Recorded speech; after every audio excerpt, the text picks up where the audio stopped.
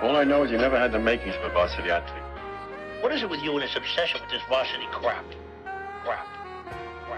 People come to us because we don't sell them on anything. They can't refuse because of the implication.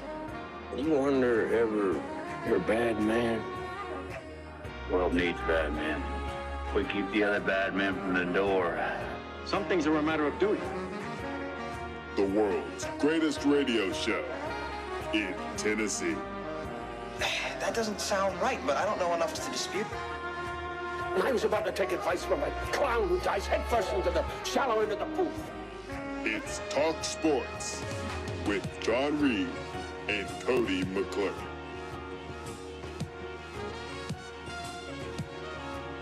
If it is to be said, so it be, so it is. So it is.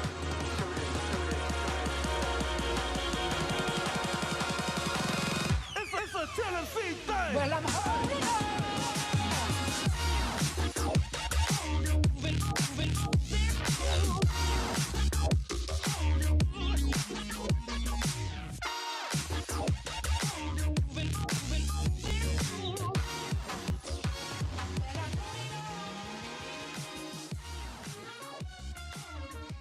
Back in the booth, back on the airwaves, coming at you live from the White Claw Hard Seltzer Studios. John Reed, Cody McClure, Sam Beard, Bubba. It is Tuesday, January 13th. We are Talk Sports. That's what we are going to do. Cody, what's up, dog? Hey, good morning. Hey, good morning. How are you? I'm good, man. Oh, good. You sound cheerful. Yeah. You sound like you got some joy in your self. Yeah. Why Yeah, I is- got joy in myself. Why so joyous? Just another day. Little morning delight. No. No. Donuts. None of that. Biscuits and gravy. I don't eat breakfast. Yeah. No. Although I do want to change that. That was, I won't say it was a resolution, but I was kind of like, I kind of want to start eating breakfast again. I miss breakfast. It is nice. I miss breakfast. I don't think I could do it every day, and maybe that's the problem. Is that once you get in the habit of it, then if all of a sudden you don't eat it one day, then you're hurting. So I think it was easier for me just to be like, all right, no breakfast ever, than just eat an early lunch. How did you avoid the breakfast foods? Because, see, that's always been the problem for me not eating breakfast is I like the foods too much. Oh, yeah, no, I like the foods too. I'm just not around it. I like eggs. Yeah, I mean, like I don't have chickens just running around. So, like, if I don't open the fridge and see eggs, then I don't open the fridge in the morning. That's how I avoid it. But if you don't eat, so would you just go like 2 weeks without eating eggs? I mean, that wouldn't be an issue for me at all.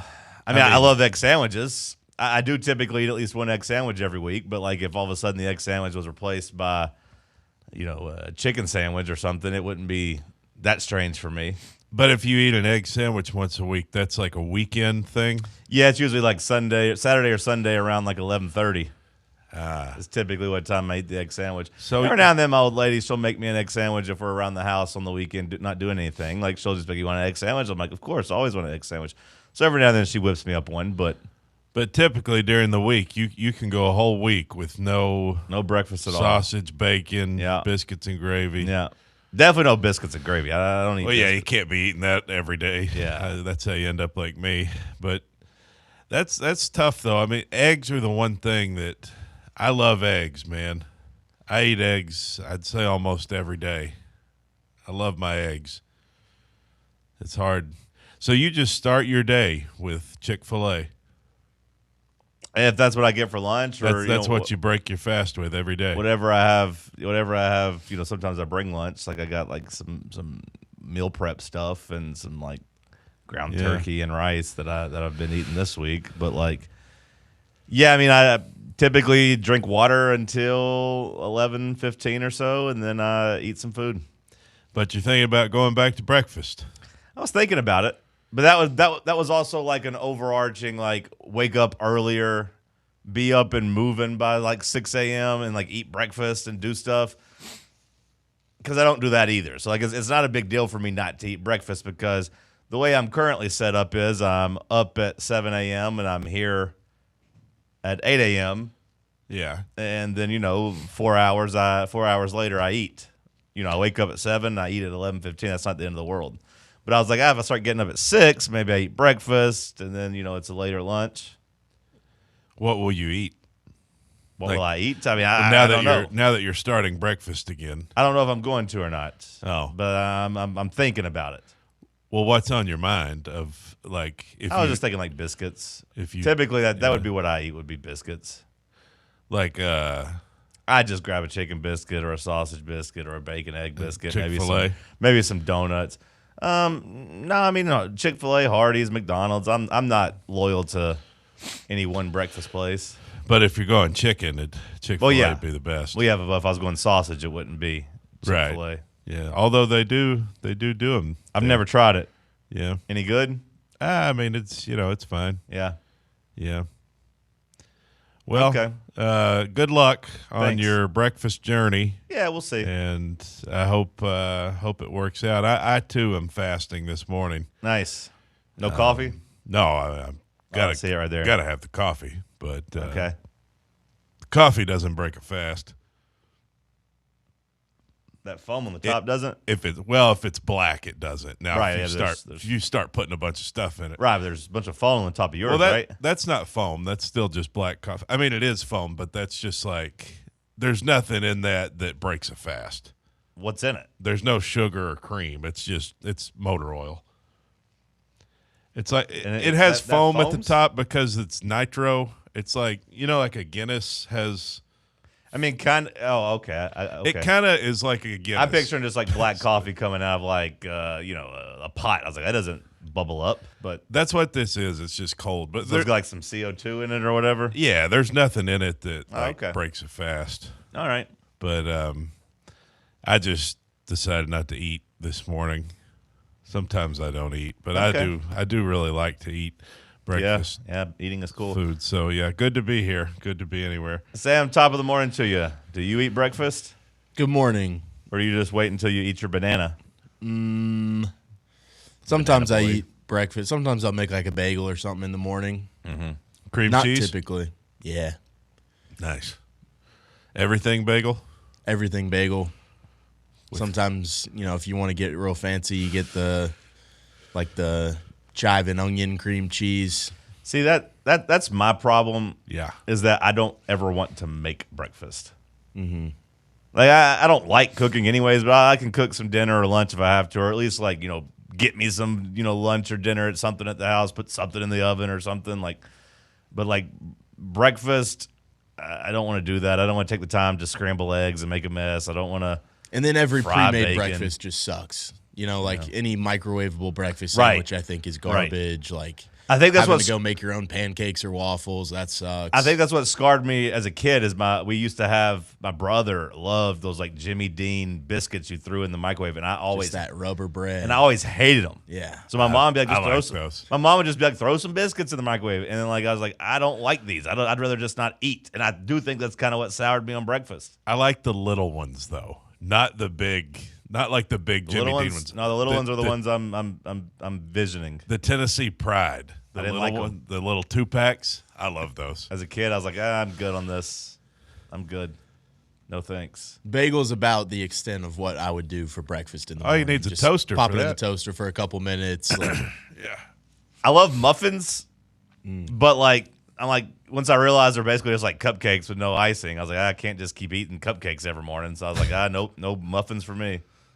Meal prepping breakfast kind of sucks too. I don't really like bagels. I don't really like all those like chia seed yogurts and overnight oats. Yeah, I did that for a while, and I've decided that stuff doesn't, because I kept reading about how it's good to start your day with this because it makes you feel full for longer. The oats and the chia seeds and some fresh fruit, and it makes you feel full for longer. You mix a little yogurt in to get your protein.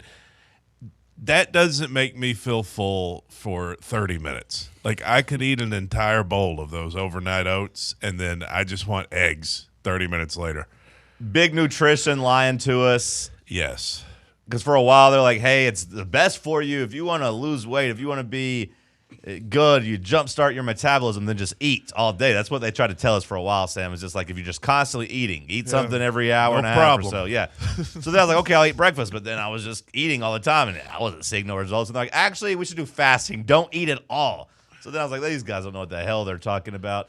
And I've always said that if I actually eat breakfast, I get hungrier by lunch, and I don't really like that feeling. So if I just that's where I'm at. Yeah. So if I just don't eat anything, I never activate my stomach, and then I'm fine at lunchtime. The truth of the matter, it's complicated. As someone who has heard every bit of information about losing weight you could possibly hear, ultimately it just comes down to calories in versus calories out. It's just math. Yeah. So then I'm like, I don't want to do the 1,000 at breakfast already to start. So then it's just skip. Every pound is worth 3,000 calories, and if you can be in a deficit every day, like you can literally calculate how quickly you'll lose weight. Bubba, top of the morning to you. Getting in the deficit. How are you, friends? A little hungover. Yeah, I was gonna say I thought you were in the bottle last night when I was looking at our messages. I thought you were in the bottle. I was on a Monday. Yeah. If you're gonna be a bottle drinker on a Monday, you gotta show up on time. You can't be 5 minutes late. If you're gonna be a party guy, you gotta be a reliable party guy. If you're gonna be an alcoholic, you gotta be a functioning alcoholic. You can't be the alcoholic that sleeps in. What happened? It was a work function. Oh. On a Monday? I guess that's normal because you guys work on weekends, right? Yeah. Yeah. They decided to have their Christmas event. Oh, nice. Was it tequila? That did not make the rotation, no. Let me see your eyes. Vodka. Yeah. Whiskey. Yeah. And some seltzers. Yeah. Yeah. Yeah, 2 for 3. Was it in the old city? No. Because I knew some other people having a Christmas party last night. Do they work with Bubba? I don't think so. Okay. But I thought maybe Bubba had some ties at this other place I knew about. Gotcha. But because it's weird that 2 Christmas parties would be last night. But yeah, it is a little strange, but it probably takes pressure off of the employees to not have to worry about fitting it in during December when they got a bunch of other stuff to do. So it's probably nice to kind of relax. It's probably nice to have a little treat. Now, it being on a Monday is a little rough because it just derails your work week. It derails your vibes. Now you got to stay up late and watch basketball, and then who knows, Vols tonight. Next thing you know, boom, it's Wednesday. You're still tired. Then you're like, oh, my God, I just got to get to the weekend. Wasted week. I saw where the Trump administration was considering bringing back prohibition. Oh. I don't know if that was a real tweet or not. It's hard to tell with him, but I'm going to say that it's probably not. You know, that's what I thought about that Rob Reiner tweet too, but sometimes it is real, and you just but I don't know. I don't know if it's real or not. We'll keep an eye on it. Hope not. Fact check it. Yeah, I hope there's not prohibition coming back. I think I'd be okay with it. I think I've got my drinking out in my life that I need to do. Just because you don't want to do it doesn't mean that the whole country has to. No, but I'm just mess saying, my money up I think as we are live from the White Claw Hard Seltzer Studios. It'll mess my money up. Yeah, so that would be an issue. I hope not. Maybe they could just rebrand, you know. We have the divisional round in the NFL officially set. A pretty ugly Monday Night Football game ends a pretty good football weekend. Sam Leavitt to LSU. Now what for Tennessee? We got some Tuesday trivia for you. Tennessee basketball playing A&M. Stick with us. Let's talk sports on Fan Run Radio. Big Orange Country's home for sports. This is Fan Run Radio. Located in Knoxville's historic Old City, Barley's offers great food, live music, the best draft beer selection in town, and now your new favorite place to watch sports. Their indoor projector is perfect for any weather, and they've revamped their upstairs area with more TVs to take in all of the action. Their menu features hand-battered chicken tenders, juicy burgers, fresh salads, and the tastiest pizza in Knoxville. You can enjoy their happy hour drink specials daily from open until 6 p.m. Barley's Tap Room and Pizzeria. Welcome to Axle Logistics, where excellence isn't just a goal, it's an energy. As a leading third-party logistics company, Axle is powered by an award-winning culture built on a work hard, play hard mentality. Here, the drive for success is contagious and hard work never goes unnoticed. Whether you're just starting out or looking to level up, Axle Logistics is the place to launch your career. Join us and take your ambition to the stars. To learn more, visit axlelogistics.com. What kind of day is it? It's a White Claw day. Light and refreshing tasting, uniquely cold wave filtered. There's an iconic flavor for everyone. Come on, grab a pack. White Claw. Grab life by the claw. Please drink responsibly. Hard seltzer with flavor. White Claw Seltzer Works, Chicago, Illinois. Yeehaw! I've been hooting and hollering ever since I started betting with the VIP Play app. VIP Play has more than 200 leagues. Every bet type you can imagine. Live betting and live hosts, all with 24/7 support from real live people when you need them. Start betting better with the VIP Play app today. Don't be a better, be a better with VIP Play today. Download VIP Play today or head to VIPPlayApp.com. Make sure you use the promo code FANRUN to take advantage of their welcome bonus and so they know that we sent you. Gambling problem? Call 1-800-8899-789. Must be 21 or older and located in Tennessee to bet. For over 3 years, Crumble Cookies has served the Knoxville area. From Clinton Highway to Parkside Drive. Even our friends out in Maryville have reached you, our fans, with the best cookies in the game. This fall, Crumble is gearing up for yet another fantastic season. Whether you're tailgating or looking for a pick-me-up after getting the kids from school, Crumble has you covered. Download the Crumble app to check out this week's rewards and features. And stop on by. Tell them Fan Run sent you, but don't miss the cookies.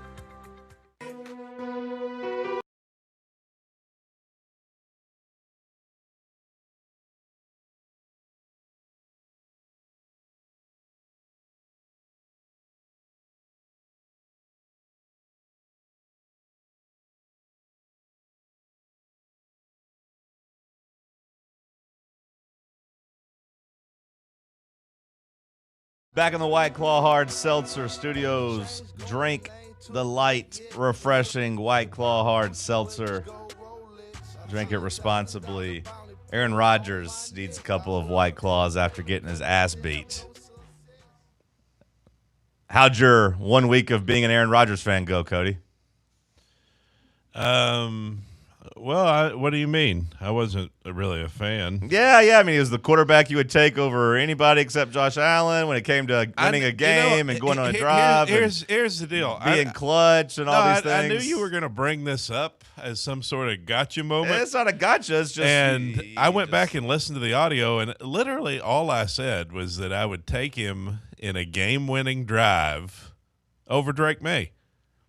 That's all I said. I didn't say I wanted him as my quarterback. I didn't say he still got it. I didn't say I'm a fan. I like. Well, you've been saying you're a fan the last week and a half. No, I haven't. Yeah, I like the narrative. I like the storyline of him being in the playoffs. Okay, well, go back and listen last Monday then. If you want to listen to the audio, go back and listen last Monday after the Ravens. Please find me the audio where I said I'm an Aaron Rodgers fan. After last Monday, I want you to go listen to that. I'd love for you to find me that. I am an Aaron Rodgers fan. Find that audio. I want you to go listen to last Monday. I never said that. I said I liked the storyline of him in the playoffs. I liked the drama of the end of the game against the Ravens. It was cool to see the old man, get his team into the playoffs. That's all I said, and I said I'd take him on a game-winning drive. That's all I said. Well, he had like 12 drives last night, and those weren't game-winning drives. Those were game-losing drives. Game-losing drives. Yeah. I never said I wanted him for a full game either. He was bad last night. I mean, he cost his team the game the game's 10-6 in the fourth quarter, and everything's looking good. And he still got a chance to win, and then he just blows it. I mean, the fumble, he just gets rocked in the pocket, and the guy takes it for a touchdown. Then his last throw in the NFL might be that pick six. So he was bad. Fourth quarter and the whole game. What'd you make of him quitting? With them putting Mason Rudolph in? To me, that was like it was waving the white flag. It was just like, I'm tired of getting my ass beat. But, what did you make of him quitting there? Well, I don't know. To me, it's kind of like, do we want him to keep going out here and you kind of tarnish your legacy to an extent if you go out there and throw another interception and I don't know. I don't think it tarnishes more than giving up 2 touchdowns, including your last pass being a pick six. And then you're trying to truck the guy on the sideline and miss it. Like, you're not even missing, but just not impacting him at all. Well, because my legacy now, or my last impression of Aaron Rodgers, is him throwing in the towel and then standing on the sideline sulking after acting like a baby the entire game. The pick six didn't really – I mean, because the game was over at that point. Like, it's 24-6. When he fumbled, that pretty much ended the game, and then they had, another shot at it. But they weren't going to come from 2 scores behind. So at 24-6, the pick six, I didn't feel like that really made a difference because the game was over. But I guess it was just, he didn't want to go or maybe – No mas, he said. I don't want to get hit anymore. Yeah, I don't know. You think it was his call? Yeah, I mean, I don't think Mike Tomlin's telling him in his last drive, you can't go out there if you don't want to.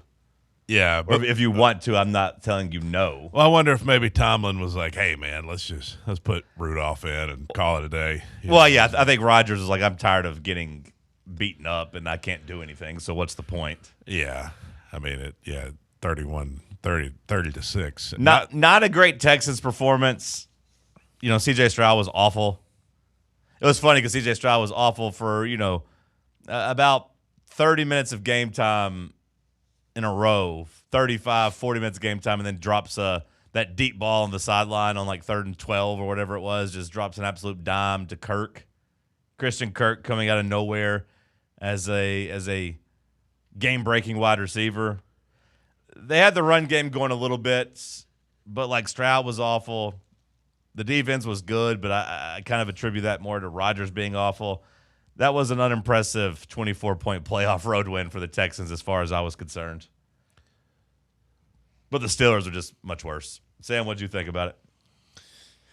Game went about, excuse me. Game went about is, kind of how I thought. It'd just be a absolute slobber knocker, just trading 3 and outs kind of back and forth with each other and just – not really seeing too many points on the board. I think it's going to be tough to beat the Texans, though. I'm probably going to be rolling with the Patriots next week. I just think that defense is so damn good that you're going to have to score like. So wait, you're rolling with the Patriots, or you're rolling with them against the Patriots? I'm rolling with the Texans against the Patriots. I just think that defense is so damn good.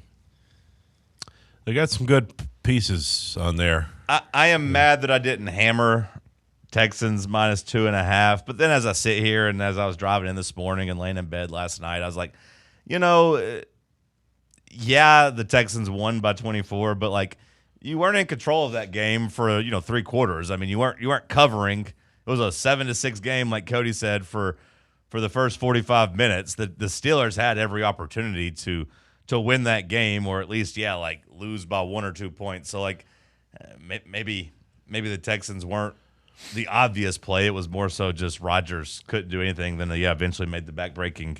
It never mistakes. felt like the Steelers were knocking on the door, though.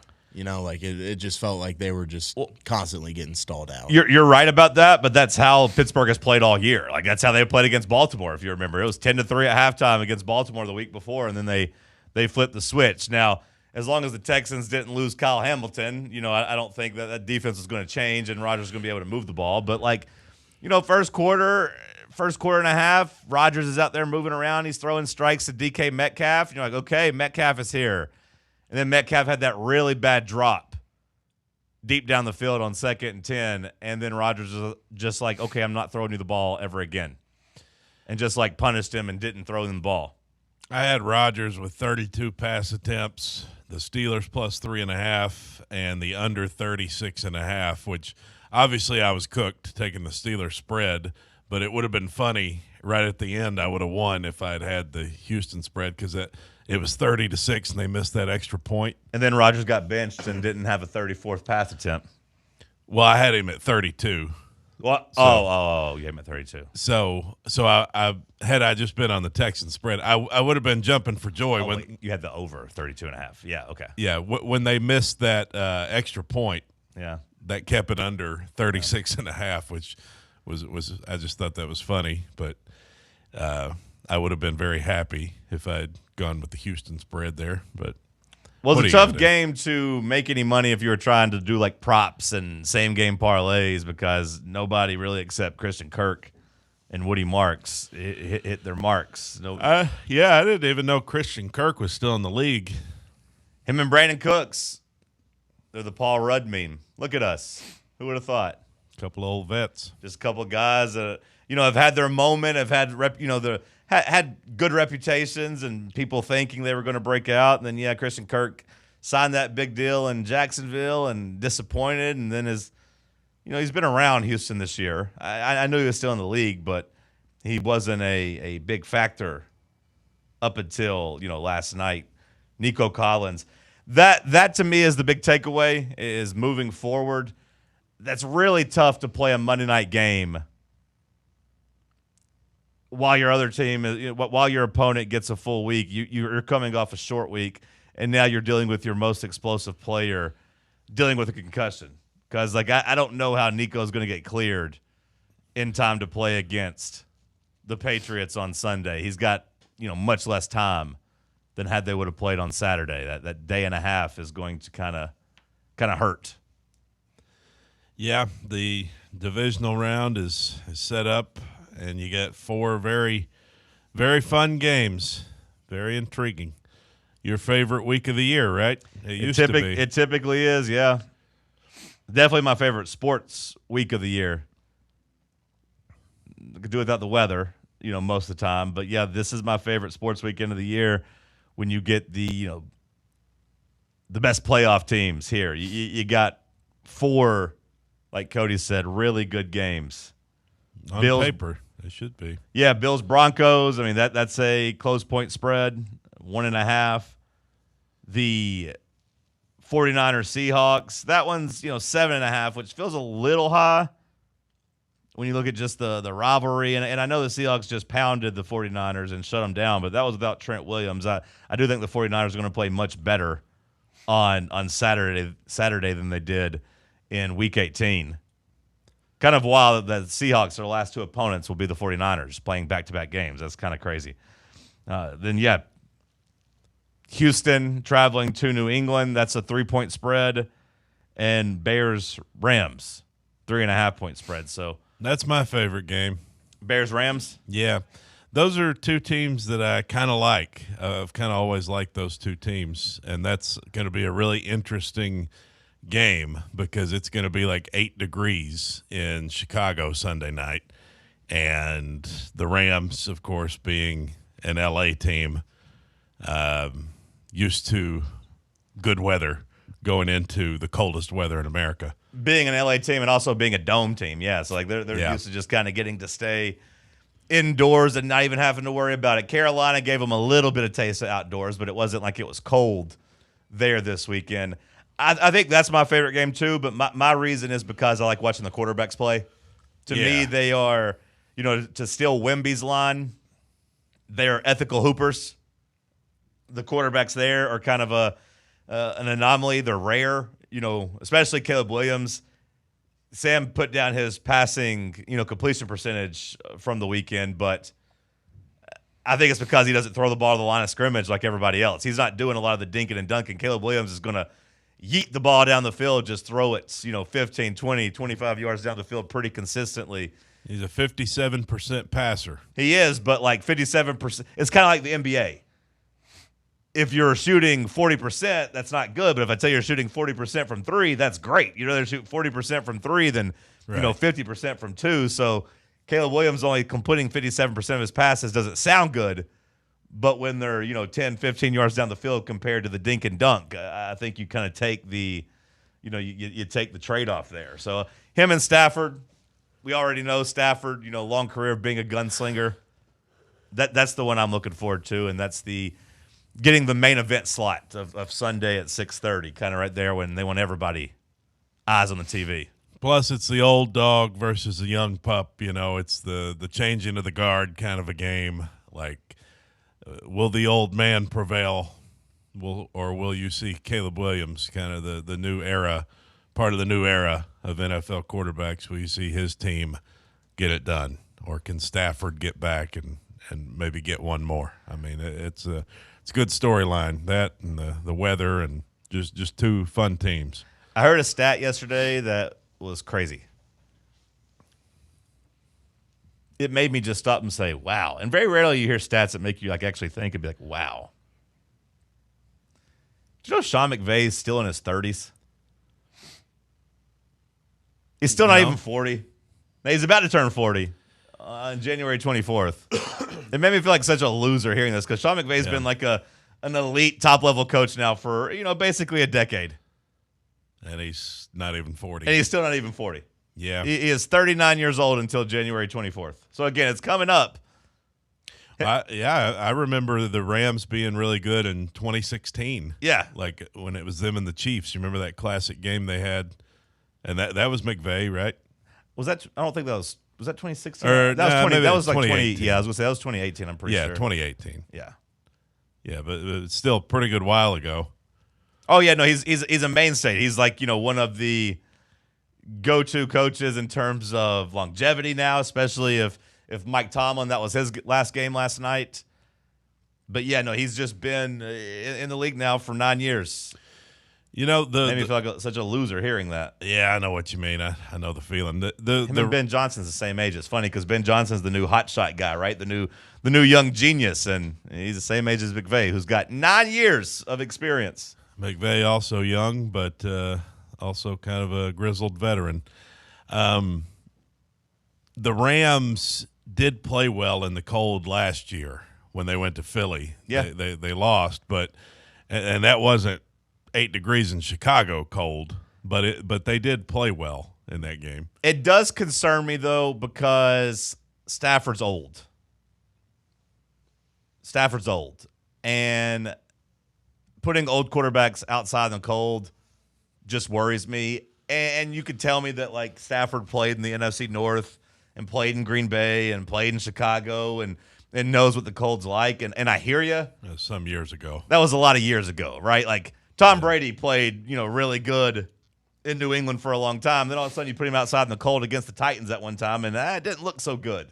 Brett Favre, his last game in Green Bay, it didn't look so good. Aaron Rodgers last night, he's used to the cold. He looked pretty miserable last night out there in, mid-January getting hit. And was he not old last year with playing against the Eagles?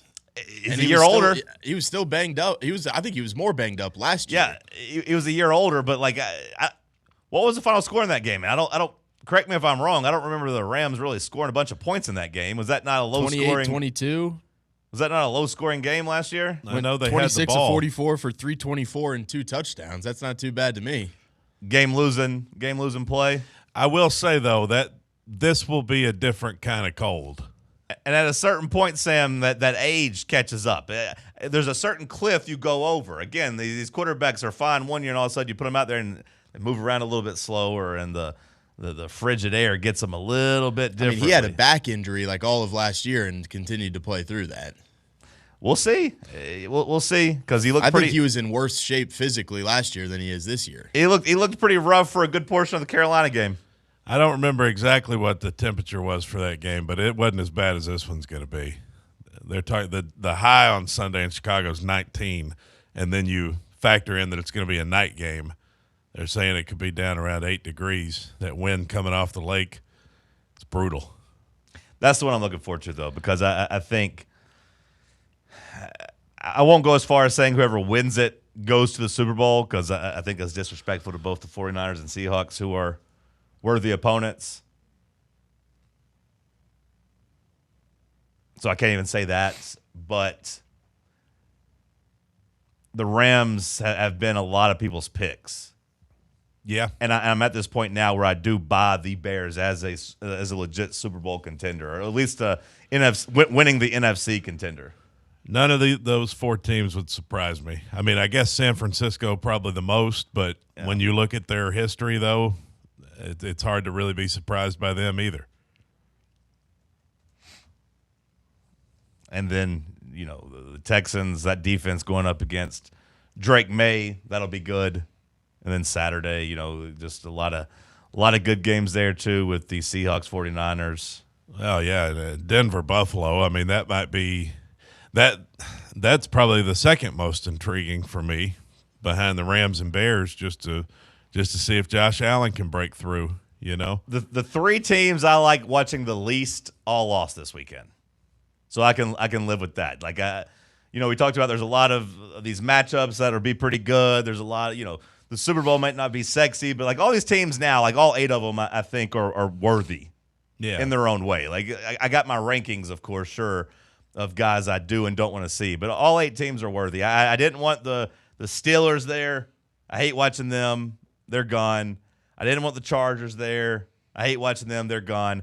And I didn't want the Eagles there. I hate them, and I hate watching them, and they're gone. So, like, and the Panthers, it kind of goes without saying as an 8 and 9 team. The Panthers aren't good, but I do kind of like watching Bryce Young run around. I do kind of like the underdog aspect of them. But you'll be able to watch them again in September. I'm glad they're gone too in terms of like worthiness, like because they would probably get blown out if they were headed to Seattle. So right, I'm glad we got the Rams instead of them. But the three teams that played terrorist football, they're all gone. Get them out of there. Eagles, Chargers, Steelers. Hope to never see you again in that iteration. Like end of an era in Pittsburgh, probably. Feels like Mike Tomlin and them are headed for breakup. Steelers fans, chanting "Fire Tomlin" earlier this year, not too long ago. Did you hear the guy when Rodgers was going into the locker room at the end of the game? I didn't. There was a guy in the crowd saying, "Please retire, please retire." That you could hear him faintly as Rodgers entered the locker room. Did Rodgers acknowledge him? No. Okay. No, but that he definitely heard it because I heard it on the broadcast.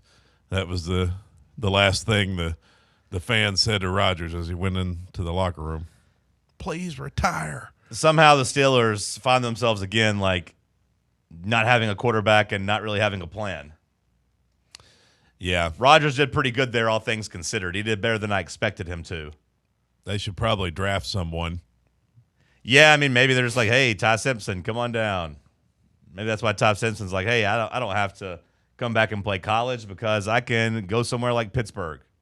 Or hell, maybe the Rams will draft me, one of these good teams that are in the back half of the first round that need a quarterback. Yeah. Maybe I can go there and be in a good situation. Maybe it won't be the Jets. It'd be one of the coolest places to play, the Steelers, if you're looking just NFL popularity franchises. Talked about it with John Harbaugh. I've talked about it for years with Tomlin, but add another list, add another check on the list. Another season has come and gone without a Pittsburgh Steelers and a Mike Tomlin playoff win. Got to go back 7 in a row. Got to go back to the 2016 season to get a Mike Tomlin playoff win. I think it's 7 straight playoff losses for the Steelers. It's 9 straight seasons. And I think it's 6 straight playoff games. 6 straight playoff games, but 9 seasons. They missed the playoffs 3 times during that stretch. Yeah, it's a tough streak. Probably go a different direction from Tomlin. If I'm Tomlin, I'm cool with either going and being on TV or you're getting a different job. But we got a little breaking news for you. Tennessee has landed a commitment out of the transfer portal. Oh, quarterback? Not a quarterback. Oh. I'll tell you who it is after the break. We'll dive into it. We'll talk some Tennessee. Stick with us. It's Talk Sports on Fan Run Radio. Can't get enough Fan Run Radio? Download the free Fan Run app and take the best Tennessee sports conversations with you wherever you go. Got a problem tree looming over your home? Call ECR Total Landscapes. Whether it's trimming, removal, or storm cleanup, our certified pros get the job done safely and efficiently. We're licensed, insured, and ready 24/7 for emergency calls. Big or small, we cut them all. ECR Total Landscapes.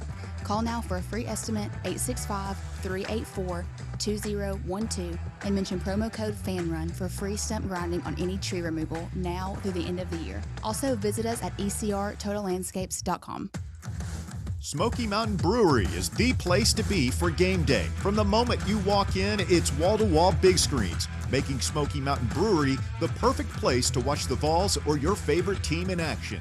With locations in Turkey Creek, Maryville, Pigeon Forge, and Gatlinburg, you're never far away from a great time at Smoky Mountain Brewery. Try one of their world-famous microbrews like Black Bear Ale, Mountain Light, or Cherokee Ale. Juicy burgers, wings that bring the heat, and delicious handmade pizzas made with hand-tossed crust from the freshest ingredients and their own special sauce from a secret recipe, topped off with hand-grated cheese and farm-fresh toppings. And don't forget, those famous microbrews are also available in kegs for your next party or in 6-packs and growlers to go. So grab your crew and head to Smoky Mountain Brewery and tell them Fan Run Radio sent you. Smoky Mountain Brewery. Eat local, eat good. Whether you are buying or selling a home or even looking for some land to build on and start a family, be sure to give Reed Emerson with Better Homes and Gardens Real Estate Heritage Group a shout. He is a longtime listener and supporter of Fan Run and has been serving the Mid-State for many years. Reed prides himself on his hassle-free and honest approach, and that's because he's not just chasing another commission. He wants what is best for his clients. Give Reed Emerson a call or text him today to get the process started. His number is 931-492-0418, or you can find him online at bhgheritagegroup.com. Dick's House of Sport at West Town Mall is a destination devoted to sport, and it's your destination for exclusive events and experiences. Come visit a store like no other. Check out our 40-foot rock wall, golf performance center, Hit Tracks batting cage, and outdoor turf field. You can now rent our space for private events and birthday parties. Learn more about our events and exclusive product launches on Facebook and Instagram at Dick's House of Sport KNX. Dick's House of Sport, proud partner of Tennessee Athletics.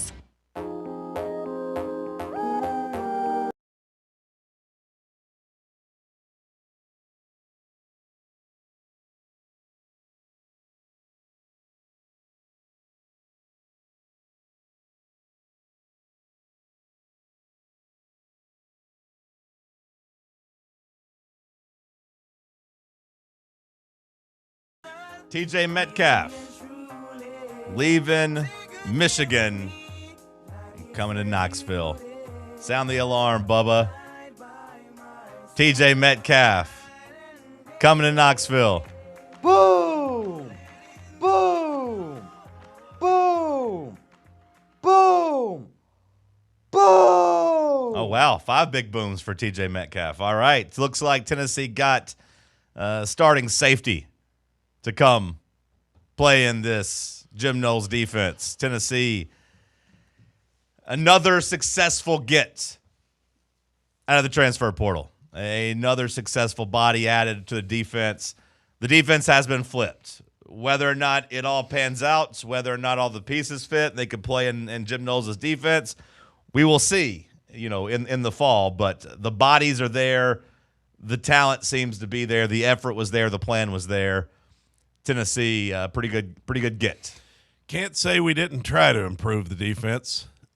Like you said, we'll see if it pans out, but you got to be pretty happy with after looking at last year's unit, the improvements you've made across the board, bringing in a lot of players and a new coordinator. Is that 3 safeties we're bringing in?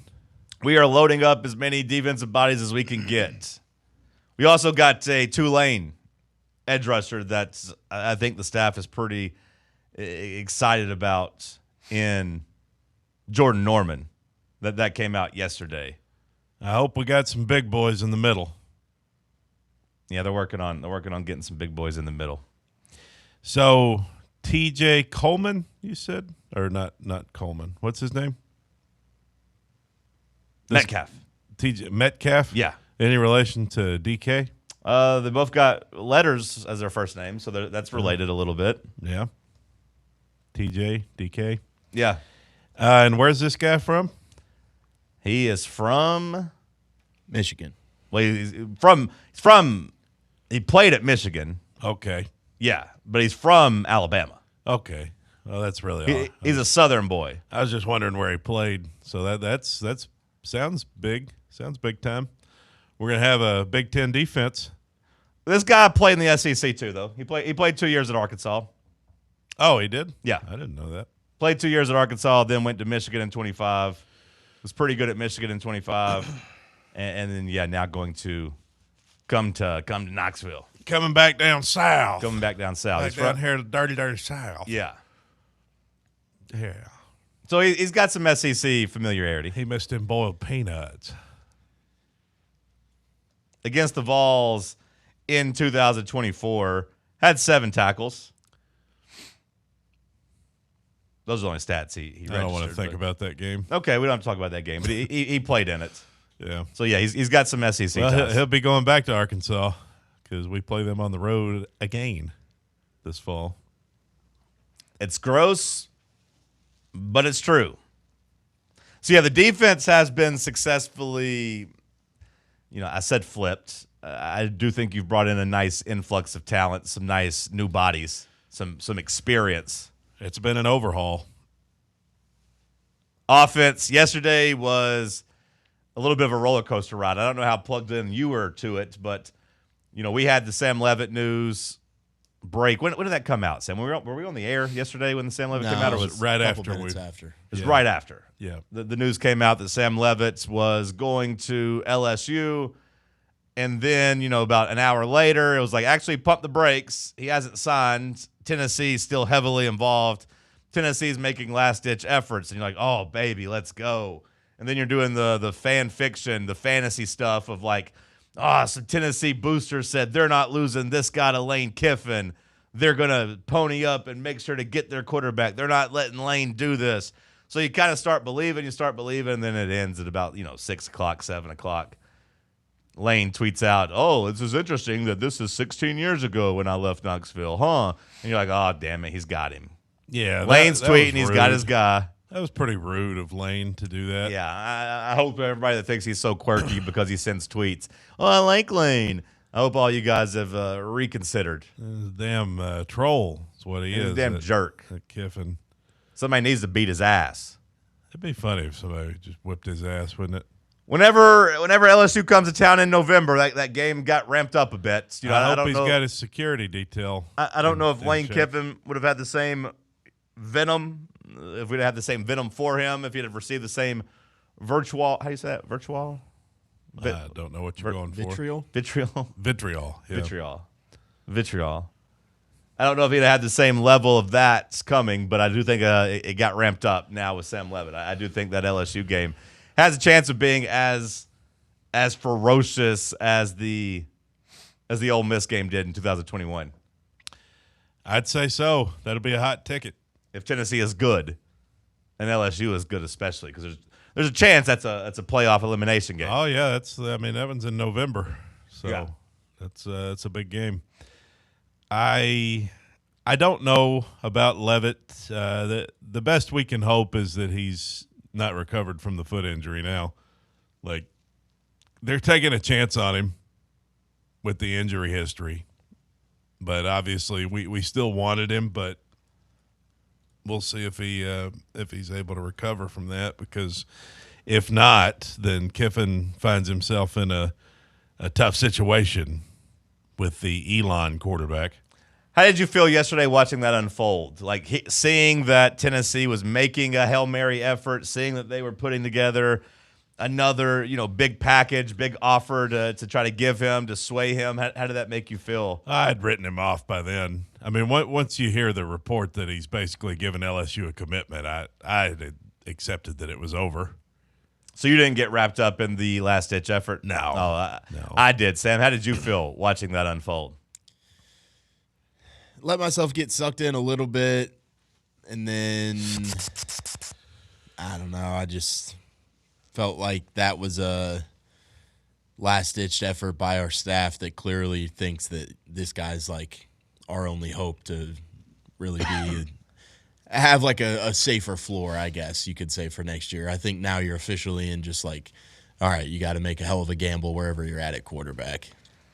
We talked about Lane Kiffin pulling the rom-com move of coming on an airplane to try to win Sam Leavitt. It ended up being us, throwing a Hail Mary, throwing caution to the wind, getting the boombox out and trying to sing him a song we wrote for him right at the last moment. Bubba, how did you feel seeing Sam Leavitt look at us and say, this is awkward, I'm in love with somebody else? I bet this kid thinks salt's too spicy. He ain't going to last down there with the Cajun cooking. Okay. He wanted to be a cool kid, man, and you can tell by looking at him. That's the kind of guy he is. I mean, you can tell by looking at Sam Leavitt that he wants to play for a guy like Lane Kiffin. And that was reportedly the difference. Apparently, the final score was agents and parents wanted Tennessee. Sam Leavitt really wanted LSU. Yep. He's probably going to go to those like morning Pilates classes with him. Wait, Weeks is going to hate this guy when he talks to Landry. I mean, doesn't he just look like Kiffin's quarterback? He does. When you look at his dumb face. This guy is he's Jackson Dart 2.0. He is the stereotypical Zoomer. This is what I think about it. Just looking at him, he's a Zoomer. Yeah. I kind of accepted it once Lane flew back to Knoxville. I said, if it's not there, it's Miami. You know, he wants to be the cool kid. And we're not as cool. I said yesterday we're playing the tuba. But, you know, at least you said the mom and the agent both wanted Tennessee. That's what the report was coming out of We're West. more of a mom school. The mom's like us, which that ain't a bad place to be. It may not be cool, but, you know. It's not, but when you think back to being that age, like, you probably didn't want to listen to your parents' advice when you were 22 years old. Of course not. You want to do kind of the opposite. Right. Mom wants me to go there. No, I'm not going there. No thanks. It is what it is. It is what it is. You move on. You've struck out several times, but here we are in the ninth inning, bottom of the ninth. We haven't got a hit yet. You got to hope that we hit something. I mean, we've swung the bat a couple times. We've had a couple strikeouts. Yeah, a couple of ground outs, a couple of fly balls. I mean, it is what it is. Ball up top. Ball up top. We've been at bat for like 14 pitches now. We just keep fouling it off. We have like the bases loaded, but slowly but surely every single man on base has gotten picked off by the pitcher somehow. The analogy of the bases loaded, would that be our defensive class that we've brought in? That would be all the quarterbacks that we've missed out on, where now if we even get a hit, it's just like, oh, yeah, you got a single when it didn't really matter anymore. I look at it as kind of like the bases loaded as our defensive haul, because if we were to hit a home run, you know, I feel like it'd be a grand slam in the transfer portal, but I don't know if there's a home run left to hit. You know? Yeah, I don't really need a baseball analogy to say that we need a quarterback. I mean, we're talking sports. Point. Yeah. So, like, we already kind of know the setup with the structure of this. We have a roster. We just need a quarterback. Mm-hmm. We got cereal. We got no milk. How about that? We got all the big fixings you want, but we forgot a beverage. That's kind of how I feel. We got gravy, but we ain't got no mashed potatoes. Yeah. We got biscuits. I was thinking more like a brown gravy. Yeah. I don't like brown gravy. I find it to be pretty useless. It checks out. Yeah. It's delicious. What do you got against brown gravy? I like the rest of the food enough. I don't need the gravy on top of it. It's just gluttonous. Do you like cake without icing? I do, actually. Yeah. I mean, I like icing too from time to time, but I definitely don't want a lot of icing on my cake. I knock most of it off. It can be a little too much. Yeah. If it's rich. Yeah. You know? I'm good without it. We got a roster. Wide receivers, check. Offensive line, I feel like it's a check. Running back, good enough. Now on the defensive side of the ball, like, do we still need a couple of interior guys? Sure. But you had some pretty big we had some pretty big recruits last year. You know, we had some pretty good freshmen in the middle. Maybe those guys get a little bit better. Still want some experienced bodies, don't get me wrong. Defensive line, you know, maybe it needs a little bit of tinkering. Maybe linebackers, I feel like, is probably a check at this point. Secondary, maybe need a couple of other bodies, but like getting there, you got to do a little filler on that side of the ball. But like on the offensive side of the ball, yeah, you just have to find you a quarterback. You have to find a plan, and it doesn't feel like Tennessee has had much of a plan. Kind of feels like Tennessee's just kind of like, whatever, dude, whichever way the wind blows. And you lost your safety net last night too. Like Sam Leavitt wasn't your safety net. He was kind of your hope for a happy life. But even your side chick, the one you could always call at 3 a.m., Bo Perbula, he said, I'm going to Virginia. I found me a lover that actually wants me.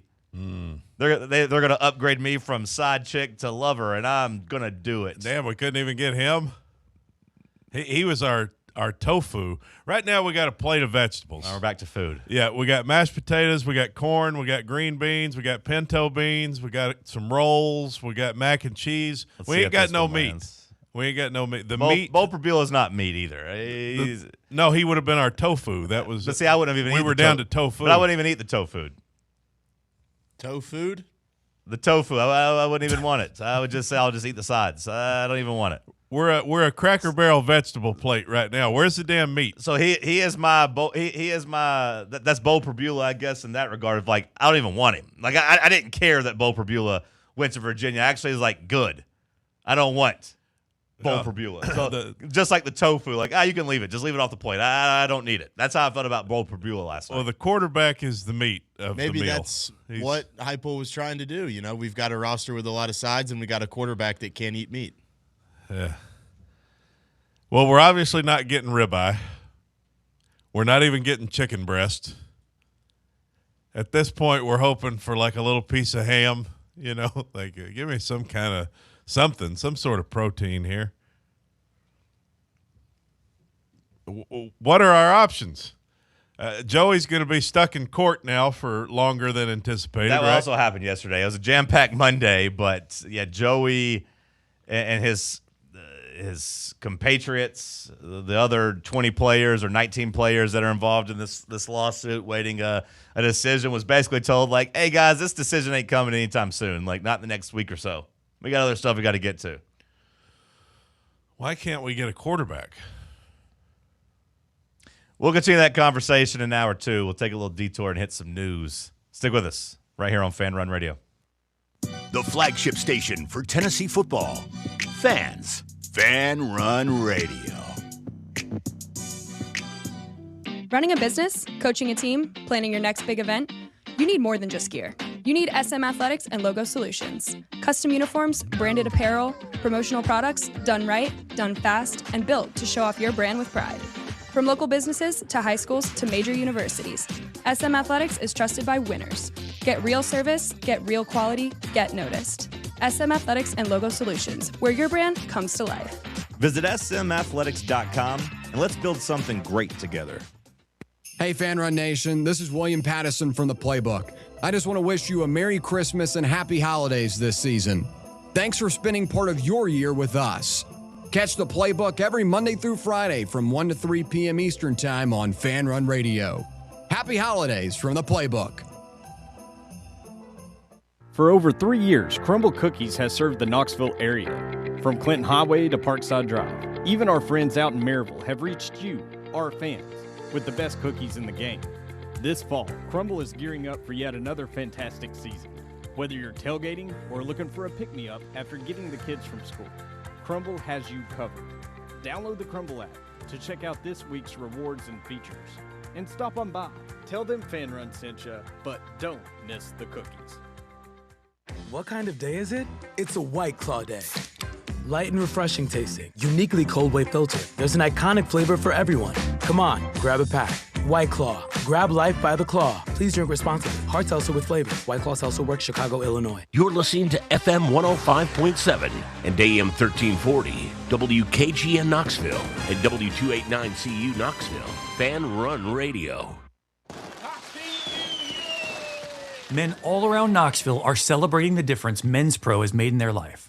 I'm Evan Bass, founder of the clinic. If you're struggling with ED, we want you to be able to celebrate as well. As men, we hate going to the doctor, but Men's Pro was designed to take care of men like you better. These things can get worse if untreated, but you're not alone. The medical support team at Men's Pro has your back. Today's the day to feel alive again. ED, performance issues, enhancement. We've effectively helped men jumpstart their performance comprehensively and with proven medication dialed in just for you. With same-day booking, you can meet our passionate team, and under guidance from our medical provider, you could leave with a plan that changes your life. The number one thing we hear guys say is, I forgot how I used to feel. Guys, it's time to feel amazing and crush this new year. Call my team right now and let us treat you to an unforgettable experience. Dial 865-544-8220 or go to menspronknoxville.com. A brand built in Tennessee and born from the love of the game. Inward Half revolutionizes golfing comfort. Crafted by a former pro and dedicated enthusiast just like you, our luxury performance wear guarantees you stay cool and comfortable through every swing and every day. We're not just a brand. We've set out to create a lifestyle for those who understand that impeccable style and premium performance are a hole-in-one. Enjoy the walk-in with Inward Half. Blackford Veterinary Surgery Referral specializes in surgeries not regularly performed by your pet's general veterinarian. They're currently accepting referrals from vets all across the country. With their newly renovated state-of-the-art surgery center and highly trained staff, clients can rely on professional and thorough care. If your vet says that your pet needs surgery or rehab, ask for a referral to Blackford Vet and let them get your best friend back on its feet. Located conveniently in West Knoxville. For more information, visit blackfordvetsurgery.com. Damian Lillard looked like the second best point guard in the league last night. You're listening to Talk Sports. You said you watched a good portion of this game? Yes, I did. Are you rattled right now? Yes, I am. Very much so. Airing every day from 7 a.m. to 10 a.m. You need some big women or bacon? I've already had bacon today. Just need a big woman now? A couple of big white girls will be all right, though. Ladies, if you're out there. Oh, they're out there. And you're listening. They're listening. Big white girls are always listening. I'd like to bake biscuits with you. You and me. Tonight. My place. That's what it's called when two big people make love. Bacon biscuits. On 1340 WKGN. You just got all that dough under the covers. That heat starts to rise. Now, if you get two big girls, it's like baking a whole loaf of bread at that point. I never have been with two big girls at the same time. Definitely on the bucket list. I mean, Damian Lillard was dropping threes last night.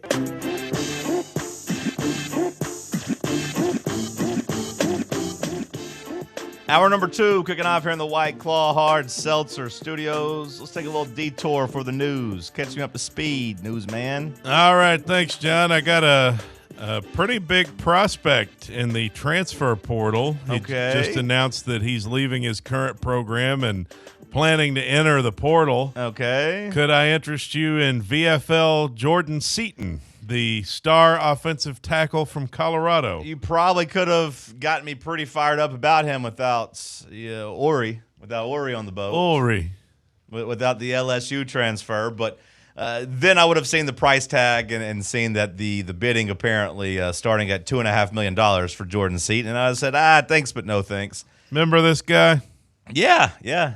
Bad decision by him to go to Colorado. Looks that way. But if he ends up getting, $2 million in the transfer portal and ends up replacing our other VFL, Francis, say it for me, Sam. Malaguena. Yeah. Malaguena. The first round pick down at Miami, if he ends up replacing that other VFL, probably then it'll all end up okay for Jordan Seaton. This guy was the number 1 offensive tackle recruit in the 2024 recruiting class. Wanted him badly. He spurned us for Colorado. I remember that. I was like, what a loser at the time. Well, at the time you thought, okay, maybe Deion's going to build something, but it's very clear Deion's not going to build anything there. All the rats are jumping off the sinking ship. Yeah. In Colorado. They ain't got – they've lost everybody pretty much. They've lost every ounce of juice that they had. Which is funny. They brought in Boo Carter, so like you'll have some cast-offs going back to Colorado. Maybe Deion can find some troubled but talented guys. Maybe they could be okay, but it seems like they're in trouble. Seems like he's cooked. Seems like health-wise he's not long for that world. Seems like he's kind of lost his star to where he's not even going to get hired away from another school. It's just kind of I'm waiting for a retirement from Deion because they're not set up to have any long-term success. Seaton, though, yeah, like to me, Miami makes a lot of sense. Deion probably doesn't want to give up on it, but it's not going to end well. It doesn't appear his time at Colorado. I think he just kept thinking, surely Florida State will fire Norvell and they'll call me. Surely. I mean, the fact that they haven't is crazy to me, but Dylan Raiola officially joins Oregon as the Ducks await Dante Moore's call. He could still come back. I think they just made the call for him. I mean, not that saying that they would force him out, but like they're not going to take Dylan Raiola if Dante Moore's coming back to school. I saw Thamel tweet yesterday that if Raiola decided to come back, then if Dante Moore decided to come back, Raiola would be willing to sit and be backup for a year. What? Yeah, I mean, it says Oregon continued. $3 million to not play and be the next Dante Moore is probably his thinking. I don't know. I mean, I think that's crazy. I don't view that as a realistic thing, but hell, I guess it would have to be at this point. I wonder if Dylan Raiola. So has he signed or just committed? Because he's. I would imagine he hasn't actually signed anything yet. He's committed. Yeah, I think to me. Do either of those matter these days? Signing does matter because once you sign, and that's what Tennessee's going to run into, Sam, is that like everyone's like, hey, let's go tamper. But now that people are actually signing, and a lot of times that includes your revenue split, that's where Damon Williams got wrapped up into is like, hey, I actually have to pay back $4 million if I leave. There ain't no sense in me leaving if I have to pay back $4 million. Like, you know what I mean? Like, I'd have to get a $10 million contract to justify that. So I do think that actually matters if you sign because that probably includes a revenue split, which is kind of a binding contract that the schools can go back and kind of want to recoup. So if I'm Raiola, like, what's the point of not waiting until tomorrow to actually sign? Because tomorrow's a deadline for Dante Moore and Ty Simpson for that matter. But, like, the NFL quarterbacks have to have their minds made up by Wednesday. So if you're Raiola, you can commit to Oregon, tell them you're in the boat, but I wouldn't put any pen to paper because if Dante Moore comes back, you would imagine a school like Tennessee or Miami would call and be like, hey, we got $4 or $5 million for you in a starting job. Dante Moore, the number 2 player on the ESPN draft board, according to Mel Kiper, his latest. He could potentially go as the number 2 pick if he goes pro. So, do you see it with him at the next level, Dante Moore? Because I don't see it with him. I won't act like I've watched a lot of Oregon games, but I watched both Indiana games, and I thought he stunk in both of those games. I mean, yeah, he wasn't good against Indiana this year. I don't know about the rest of the schedule. Yeah, maybe I was wondering if you'd watched much more of Oregon. I didn't watch a lot of Oregon. I thought he looked pretty good against Oklahoma State.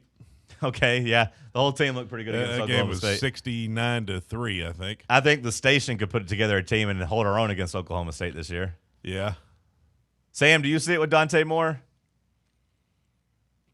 He's just one of those guys that, like, the NFL is probably going to just bet on, like, I would classify him as someone where I watch his games and he makes like 5 or 6 throws that are like, holy crap, that's the best thing I've ever seen in my life. And then he makes another 5 or 6 throws that are like, how is this guy able to play the position? We call that the Will Levis. Good luck, whoever drafts him. Raiola currently recovering from a broken right fibula as well. So I watched the Iowa game too, and that was bad weather in that game, but he was bad in that game too. 13 of 21, 100 yards. 1 interception. I do acknowledge the weather wasn't great, but well, Indiana wasn't very good against Iowa either.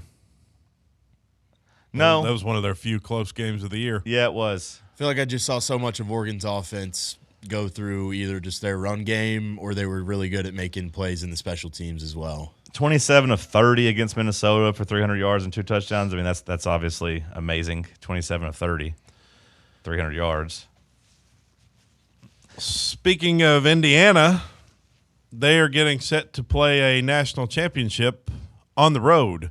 The Hurricanes of Miami are the first team in the BCS or college football playoff era to play at their home stadium in the national championship game.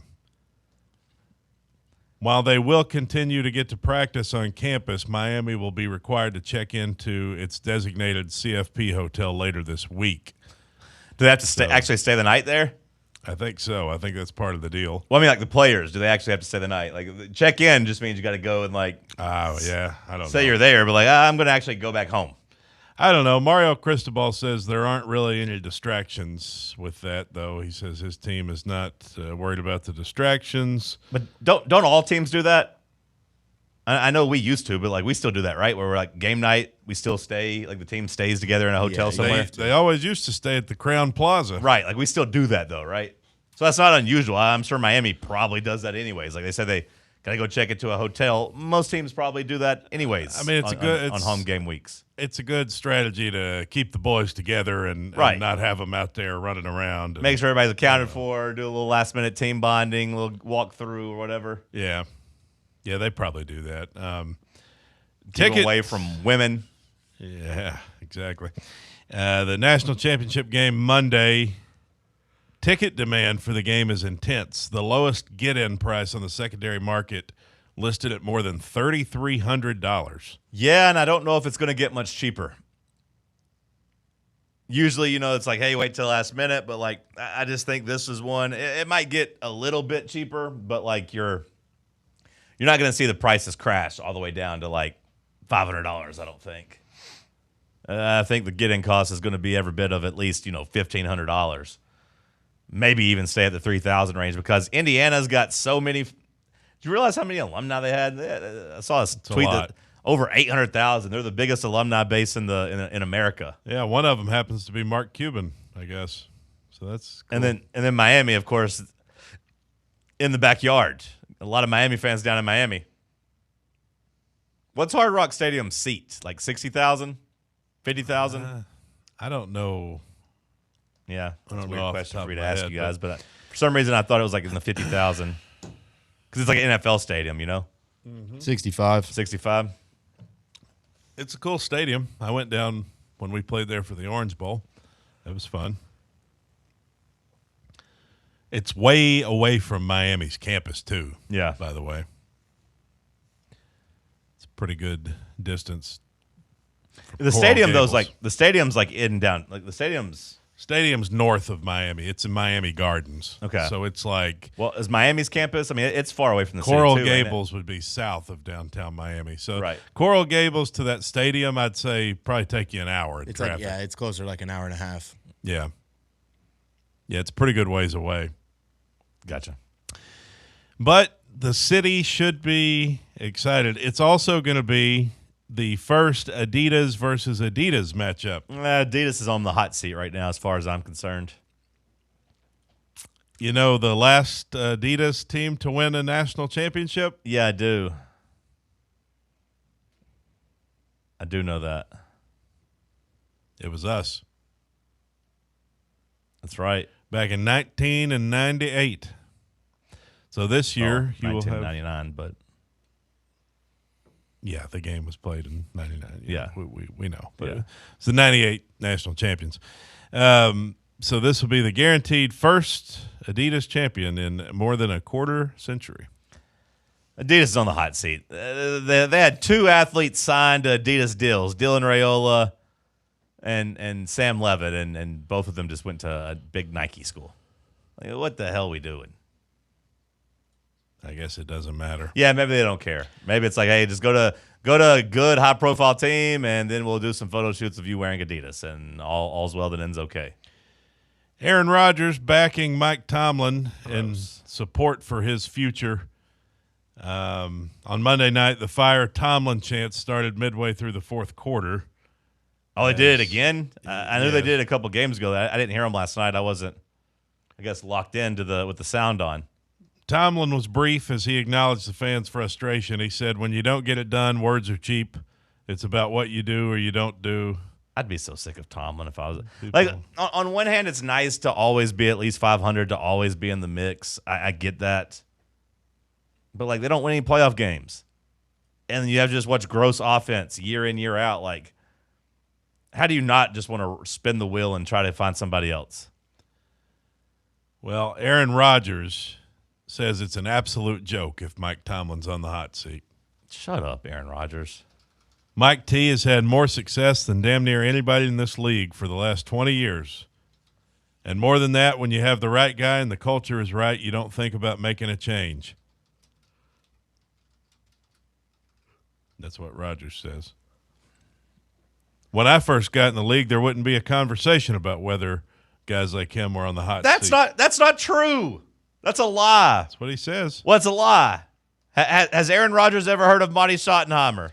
The way the league is covered now and the way that there's snap decisions and the validity given to the Twitter experts and all the experts on TV now make it seem like they know what the hell they're talking about. To me, that's an absolute joke. Marty Schottenheimer went 12-4, 9-7, and 14-2 with the Chargers, and they fired Marty Schottenheimer after he lost to the Patriots in the playoffs.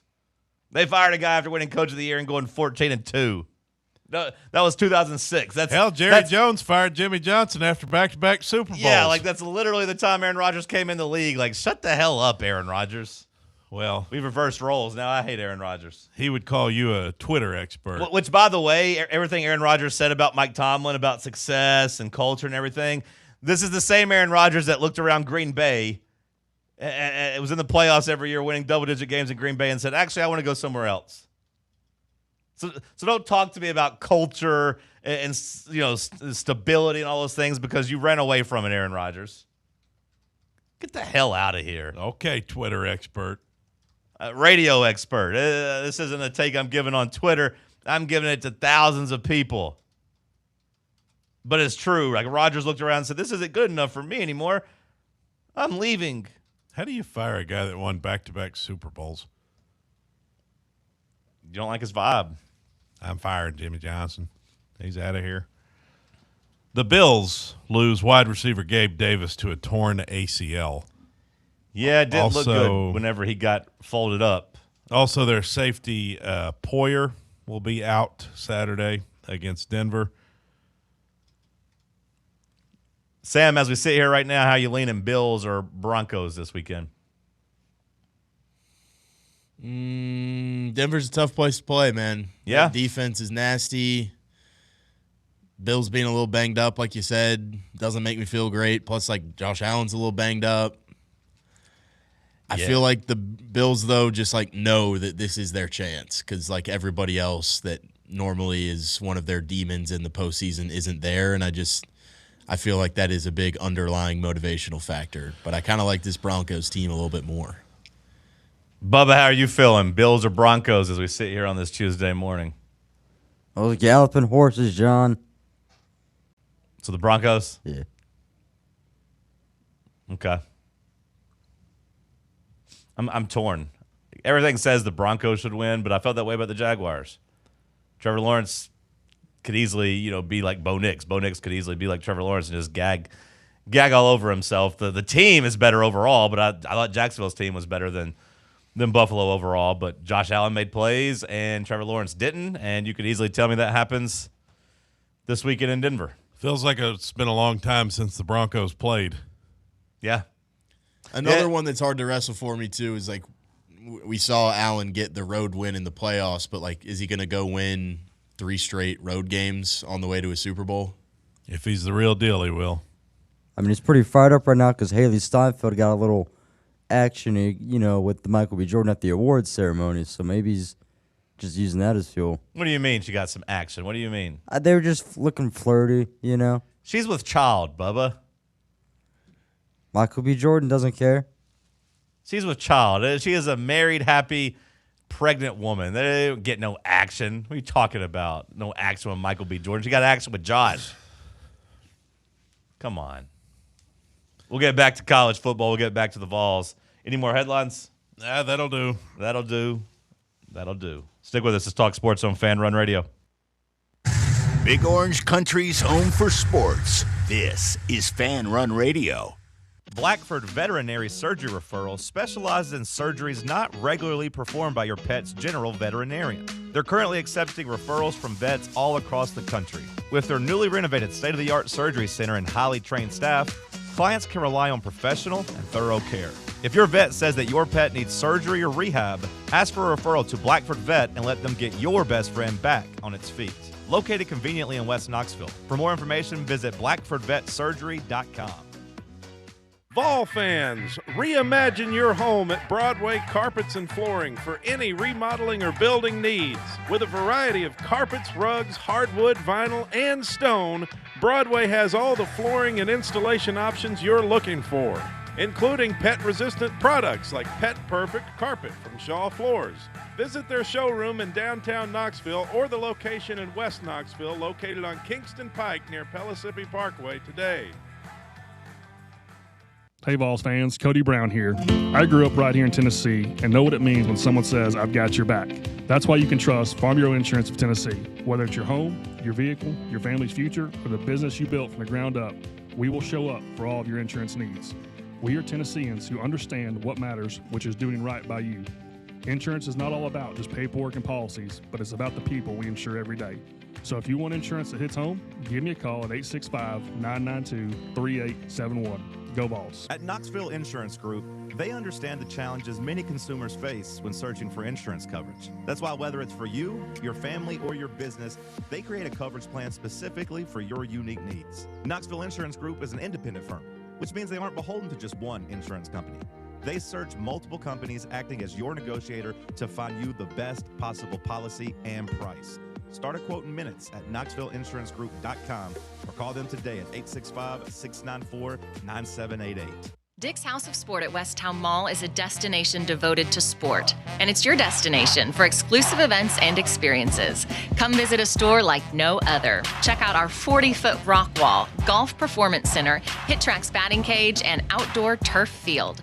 You can now rent our space for private events and birthday parties. Learn more about our events and exclusive product launches on Facebook and Instagram at Dick's House of Sport KNX. Dick's House of Sport, proud partner of Tennessee Athletics.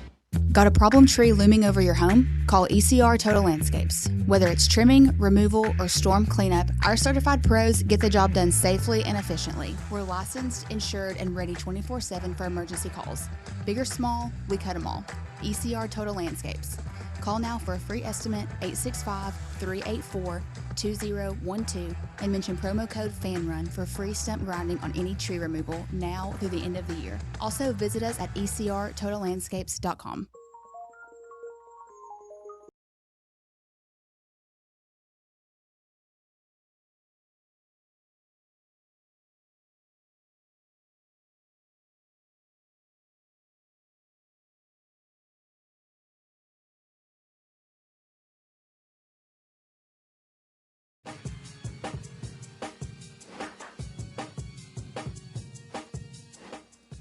Today, the playbook and the drive will be out at Smoky Mountain Brewery.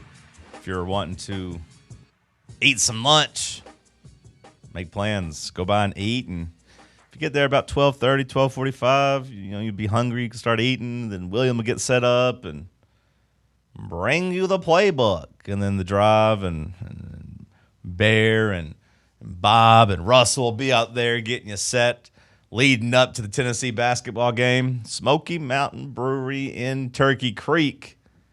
Go by and check out the fellas. All right, let's get back to Tennessee. Let's have the same discussion again. Quarterback. Two of your targets, two of your last remaining targets that you're attached to, gone. Bo Prabula to Virginia. Sam Leavitt leaves Arizona State for Louisiana State, which leaves Tennessee in a state of uncertainty. Cody, who we going to get? Jake Merklinger's still available. I did see on Twitter somebody asking if we should bring Merklinger back. He's got SEC experience. You talk about experience, and you forget Merklinger, but like it does go back to last year, and just really 2 weeks ago, 3 weeks ago, the frustration of not seeing what George McIntyre had in the bowl game. Yeah, I truly don't understand why we were so insistent on playing Joey Aguilar. We lost anyway. Joey Aguilar with a tumor, without any arm strength. Why was he the plan? Why did we not just see what George McIntyre looked like? More like Joey Interceptular. Not your best work. No, but I would have also much rather seen McIntyre. There was no use in playing Joey. I mean, if you want to say he gave you the best chance to win, I don't even know if you can say that. If he's out there fighting through the pain and not even at 100%. But that's what Heupel does. He never plays guys that we want him to play. The quarterbacks never get the young quarterbacks never get the reps. Nico never did. George's at least Nico did play in the bowl game. Well, yeah, I mean they at least did that. I give. I mean that was Joe Milton kind of wanting to get ready for the draft. I guess. Or maybe 10. I don't remember exactly what happened there. I don't know if Joe was. Yeah, just Joe was to, just done. Yeah, I don't know if he was wanting to play or if they kind of got in his ear and said, "Hey, we want to see what the young guys got." I don't know, but Nico at least played the bowl game, which did give you some level of confidence going into next year that at least he can play against power competition. You know what I mean? Like you can argue about whether or not he was good against Iowa, whatever. Passing yards was good in that game. Passing yards weren't great, but you had some rushing touchdowns. You dominated the game. You came out feeling pretty good. You didn't do that this year. George McIntyre barely played at all. Did he? Did he get in games? I mean, I know Merklinger barely got in games. George played. Did George get in any games? Very little. He played. Was it UAB? Like Chattanooga. I think he threw like 3 passes this year. He didn't play much at all. And they were just, tunnel screens to a walk-on where you don't even know what you're looking at. The moppiest of mop-ups. Okay, played in 2 regular season games. Yeah, completed 7 of 9 passes for 69 yards. Played against New Mexico State, 1 pass for 17 yards. And, made his debut against ETSU.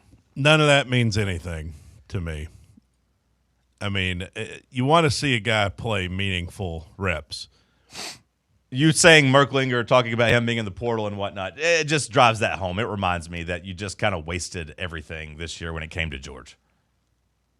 Yeah, and for what? When you knew Merklinger was going to transfer anyway. You did, and you knew Joey was too old to play. So why would you not year. be playing the guy who you recruited to be in your system, to be maybe your future until you landed Faison Brandon? I mean, George is the guy you should have been keeping happy. You knew Merklinger was on the way out.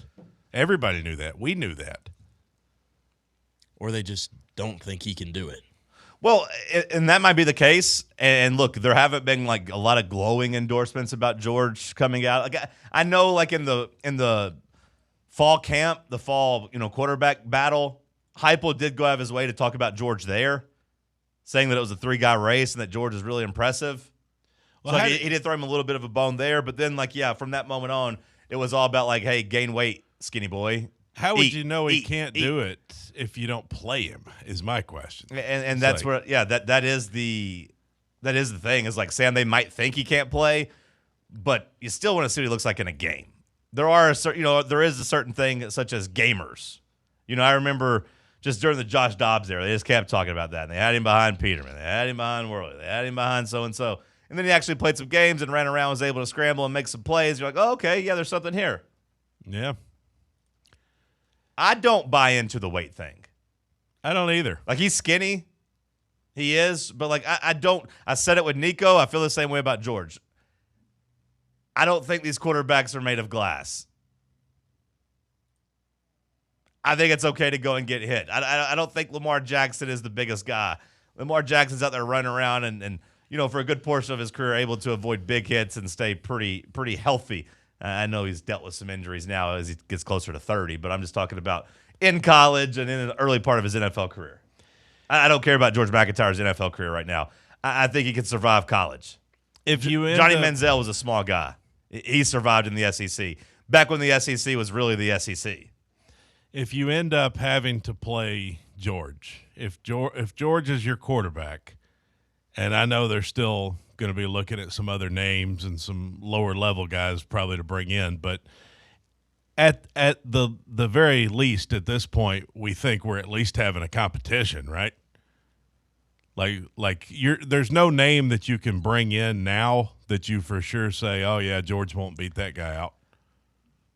Only one Hail Mary. Joey. Well, hell, I was just saying, you still have a day to try to convince Ty Simpson. That's pretty much the only hope you have right now is you have a day to convince him. So at this point, you're looking at bringing in a lower level guy. And then, yeah, sure, I do think Joey at least has a 10% chance at this point. But, yeah, 2 long shots. Yeah. So if neither one of those hit, at the very minimum, you're going to have a quarterback battle that George will be a part of. You would think so. You would think that there is nobody out there. Now, there's still time to, walk somebody into the portal. Tampering's not real. As long as Josh Heupel isn't personally calling these quarterbacks, then, the people at the collective, boosters, whoever, can float out something to agents and figure stuff out. You know what I mean? Get an idea. Players can text other players and get an idea. As long as Josh Heupel isn't making a call, they're not going to, punish Tennessee for tampering. So there is still some time to find a quarterback across the country that might be a slam dunk starting quarterback, Cody. But that does feel like you're running out of time. And it also feels like, like I said earlier, when it comes to this revenue sharing with the schools, those are kind of enforceable contracts. And I would imagine every quarterback that's still on his team has probably reworked a deal.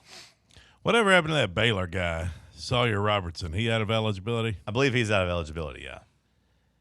If you end up with George. What about that other Baylor quarterback, DJ Lagway? Yeah. At this point, would you be interested in Lagway? Hell yeah, I'd be interested. Bubba, would you be interested? I'd be interested in anybody at this point. In Lagway? I never gave up on the guy. Got great intangibles. You can't teach the size. Yeah. I think if you end up rolling with George and you lose that Georgia Tech game, to me that's a direct result of him not playing, of him not getting the reps that which at that point you'll need to see the context of it, of course, but on the surface, that's how it would feel to me if you don't have stellar quarterback play in that game, which I wouldn't expect that you would. DJ Lagway had committed to Baylor, but I don't think he had signed anything. That was kind of the thing. But, there's a couple of those stragglers out there, maybe. I'm at the point, though, now where, it does feel like you were just – I've said the whole time that, to me, my pick to take the snaps, to be the quarterback in Tennessee's first game, my pick was George McIntyre. And it wasn't because I wanted it, but it just was the logical, safest choice to pick, right? Because – he was the guy here. He's the next guy in line at school. And you couldn't really pinpoint down. You never felt like you were in good position with any of these transfer portal quarterbacks, right? Like Ty Simpson, you bought into it a little bit, but you knew it was a long shot to get him to say, I don't want to go to the NFL. Sam Leavitt, you never felt like you were in the driver's seat by any means in that recruitment. Bo Prabula, you didn't really get the feeling that you loved. So, George just kind of kept becoming the fallback plan because he's on campus and he's here. I'm honestly not that against it. You'd rather have a bigger name. You'd rather have somebody that you know is kind of established and has played at that level. But for where we're at, you can at least say he's a program guy. He's a Tennessee guy. Sometimes it's not the new shiny object. For where you're at, you go play Faison instead of this kid. If you're going and playing a young kid that hasn't had any experience playing, you go and bet on the guy that you've paid all the money out of high school who's the number 2 player in the country versus the number 17 quarterback. He's just too young. George McIntyre's young too. Yeah, but he's not that young. He's got 2 more years in the system. 2 more years of playing practice. One more year in the system. Yeah, 1 more year of playing at practice, and the coaching staff clearly not having confidence in trotting him out to go play against UConn. It's just not going to New work. Mexico State. I don't know if you could say he even has more experience because he didn't play. He doesn't have any experience. Yeah, he didn't play. He has no experience. And the practice reps. Yeah, but he was third team in the practice reps. It's not even like he was getting any run with the starters. He wasn't getting to do anything as he was preparing to even play. He was third string. If you end up with a true freshman, that's a total mismanagement. George McIntyre is a true freshman. Well, he's not. If you want to say by experience level, take the kid who's the number 2 player in the country over some project that you probably just handed a scholarship to hope that you could throw a dart against the wall and hey, he's an in-state kid. Maybe he could be a bridge quarterback for I us. mean, he wasn't a nobody, though. Like, he's rated pretty highly. Not as highly as Brandon, but, I mean, it's not like McIntyre was a nobody. It depends on when you want to look at it, because he did really slip down the ratings. I mean, he stayed as a 4-star. But, like, you know, a lot of Tennessee fans keep trying to say we have a 5-star quarterback. Like, George wasn't a 5-star quarterback. In his last high school season, he threw for 23 touchdowns and 12 interceptions in high school. Now, with that being said, he was still ranked.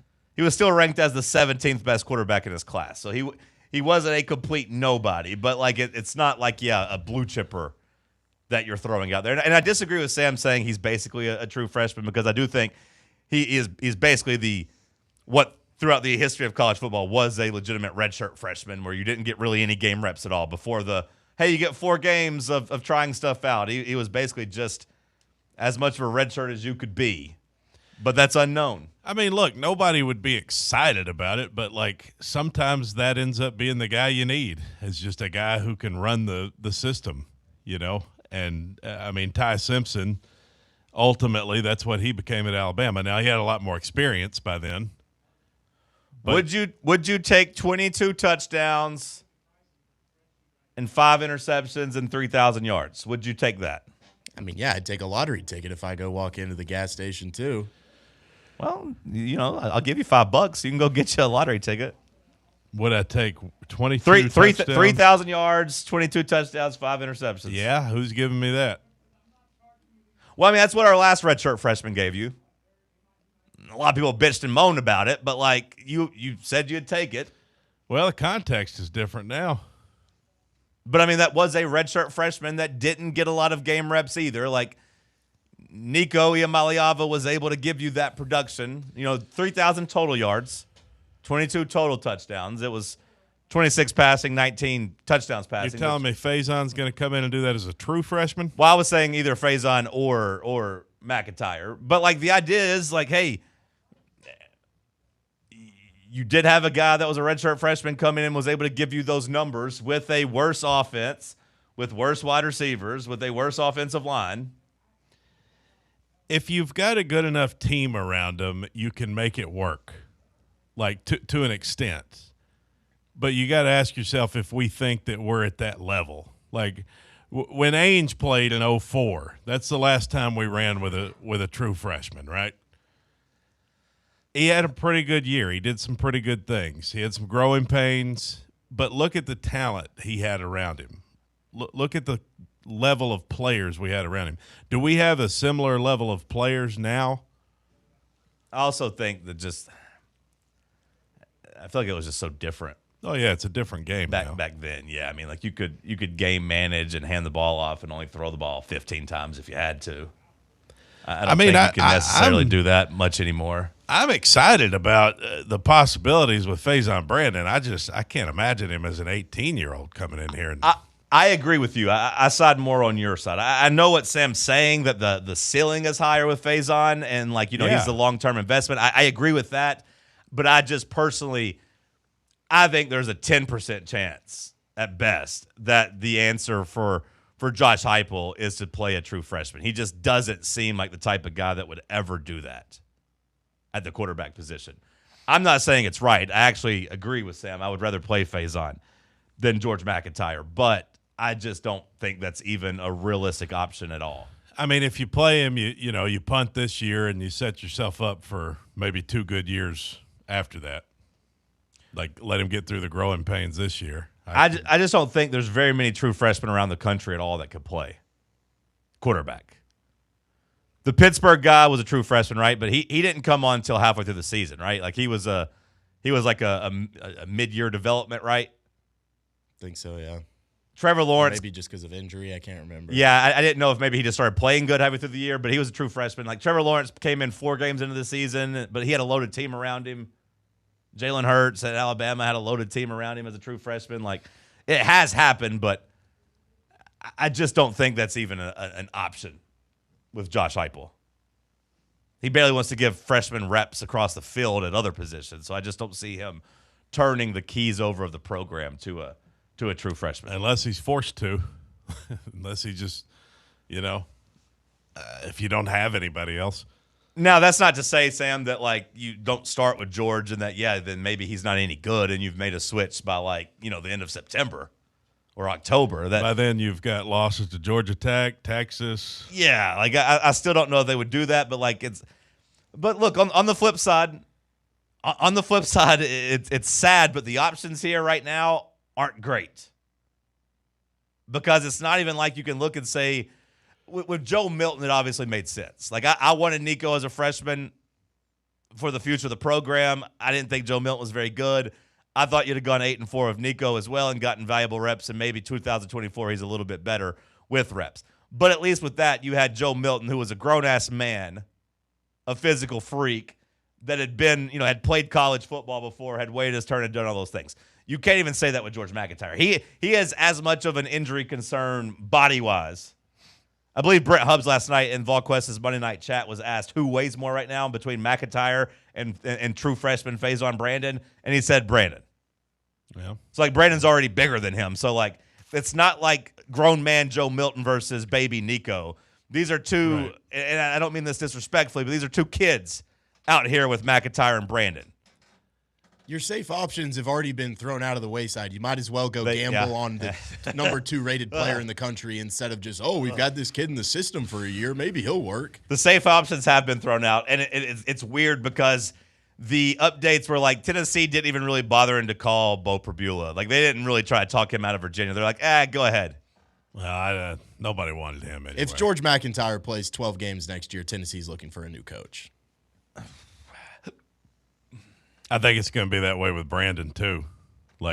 I think Heupel's got himself in a really bad position. Well, I think Sam is saying that 12 games of George McIntyre would be worse than 12 games of Brandon. Right, and if you choose not to play Faison Brandon, then I think the powers that be are going to say, well, we paid all this money for the number 2 quarterback in the number 2 quarterback in the country, and you're not going to go play him instead of just this kid who's been in the system. Why are you not, you're a quarterback guru, go out and develop the kid that we're paying all this money to, not just the guy who's been in the system for a year. You mean if Heupel's too stubborn to make a change? If he goes with McIntyre and then he just sticks it out and never plays. You're just playing Brandon? it safe. Yeah. Well, You're afraid to take a risk. I don't know if the boosters would feel that way about a true freshman, Sam. But if I am a booster and I'm a high dollar guy and I'm paying and I am giving you all this money, I would start asking questions about, okay, maybe not Brandon not being able to play as a true freshman, because I do think that's a little unfair. But I would say, hey, coach, hey, Danny, hey, whoever's calling asking me for money, what's the plan? Right. And why is this going so poorly? Because I gave you a lot of money for Nico. That was a disaster. You couldn't keep him here. You lost him. So then, Joey was a little bit of a bargain, whatever. But I was still giving you money for George. I was still giving you money for Faison at a high school. Why have none of our 3 quarterbacks panned out here? Why did Nico not pan out? Why is George not ready? And again, Brandon's a freshman. I'm not going to be too mad about him. But what's the point of investing this money if we're not going to roll with this? Why are you asking me for $7 million for Sam Leavitt? Why did I agree to give it to you, and why could you still not close the deal? It's like what Texas did with Arch Manning this year. It's like, hey, yeah, you're going to have to go play him early. You know that maybe it's not going to be as great as you thought it might be, but you see the potential down the line, and you know that if you play him for the season and he shows some of that potential, all right, well, you go invest into the portal next year and you ramp up all your money for next year. But if you just go out and play George McIntyre and you still don't know what Faison Brandon is, and you're going into next year and you're like, all right, well, let's just bet on this guy developing, then you're back in the same problem that we're having right now, where you just have a unproven, undeveloped quarterback that hasn't seen the field yet. And maybe, look, you've said you're a big proponent of the transfer portal. Maybe the plan year in, year out now would just be portal. But then in that case, quit giving money to the high school kids. The thing with Arch, Texas at least got him some reps as a freshman, So do you get reps as a freshman? Yeah. Or as a sophomore? Because he was a junior this year. I don't remember him getting much reps as a freshman. I do know he played some as a sophomore, especially when Quinn Ewers got hurt.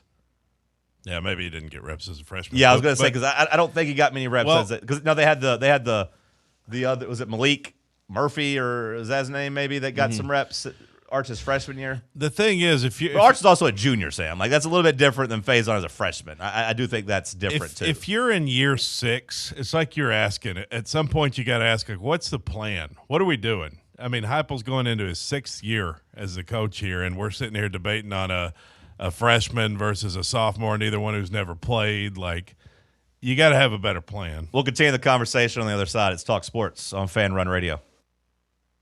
Can't get enough Fan Run Radio? Download the free Fan Run app and take the best Tennessee sports conversations with you wherever you go. Barley's has live music on weekends, general team trivia on Wednesday nights at 8 p.m., and now live sports trivia courtesy of the Knoxville Trivia Guys every Thursday night upstairs. The game starts at 7 p.m. and is free to play for everyone, so head on down to the Old City and show off your sports knowledge and win gift cards to Barley's. Use those gift cards to buy some delicious food and drinks, and you can take it all in with their wide selection of TVs and indoor projectors. Barley's Tap Room and Pizzeria. Blackford Veterinary Surgery Referral specializes in surgeries not regularly performed by your pet's general veterinarian. They're currently accepting referrals from vets all across the country. With their newly renovated state-of-the-art surgery center and highly trained staff, clients can rely on professional and thorough care. If your vet says that your pet needs surgery or rehab, ask for a referral to Blackford Vet and let them get your best friend back on its feet. Located conveniently in West Knoxville. For more information, visit blackfordvetsurgery.com.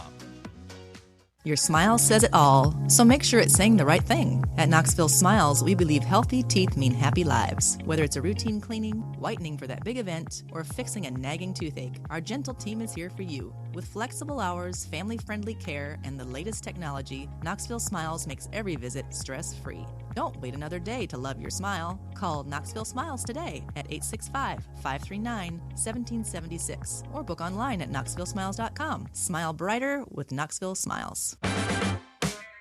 Yeah, it's another day, but what kind of day is it really? A day of doom scrolling? Laundry day? Nah, it's a White Claw day. Light and refreshing tasting, uniquely cold way filtered. There's an iconic flavor for everyone. So grab a pack, grab your friends. Make the most of each day with those who matter most. When you're together with White Claw, every day is a once-in-a-lifetime experience. You just gotta grab it. White Claw. Grab life by the claw. Please drink responsibly. Hard seltzer with flavors. White Claw Seltzer Works, Chicago, Illinois.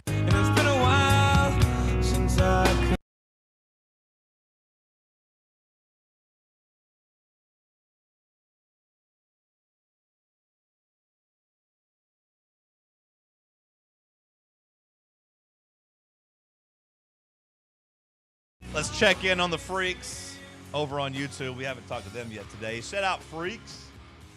What up? What up, homies? What is up with it?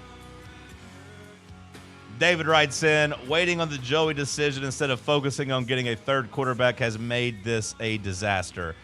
David, I can't say that we did that. We swung high at some big guys. I mean, like we were going in tooth and nail, scratching and clawing for Sam Leavitt. Now, if you tell me that you think that we should have just got it in like a backup quarterback as a third quarterback, just somebody to come in and compete, okay, that's a little bit different. But, like, I don't really see the need for that right now. We did swing our sword. I mean, I'll give Heupel credit for trying.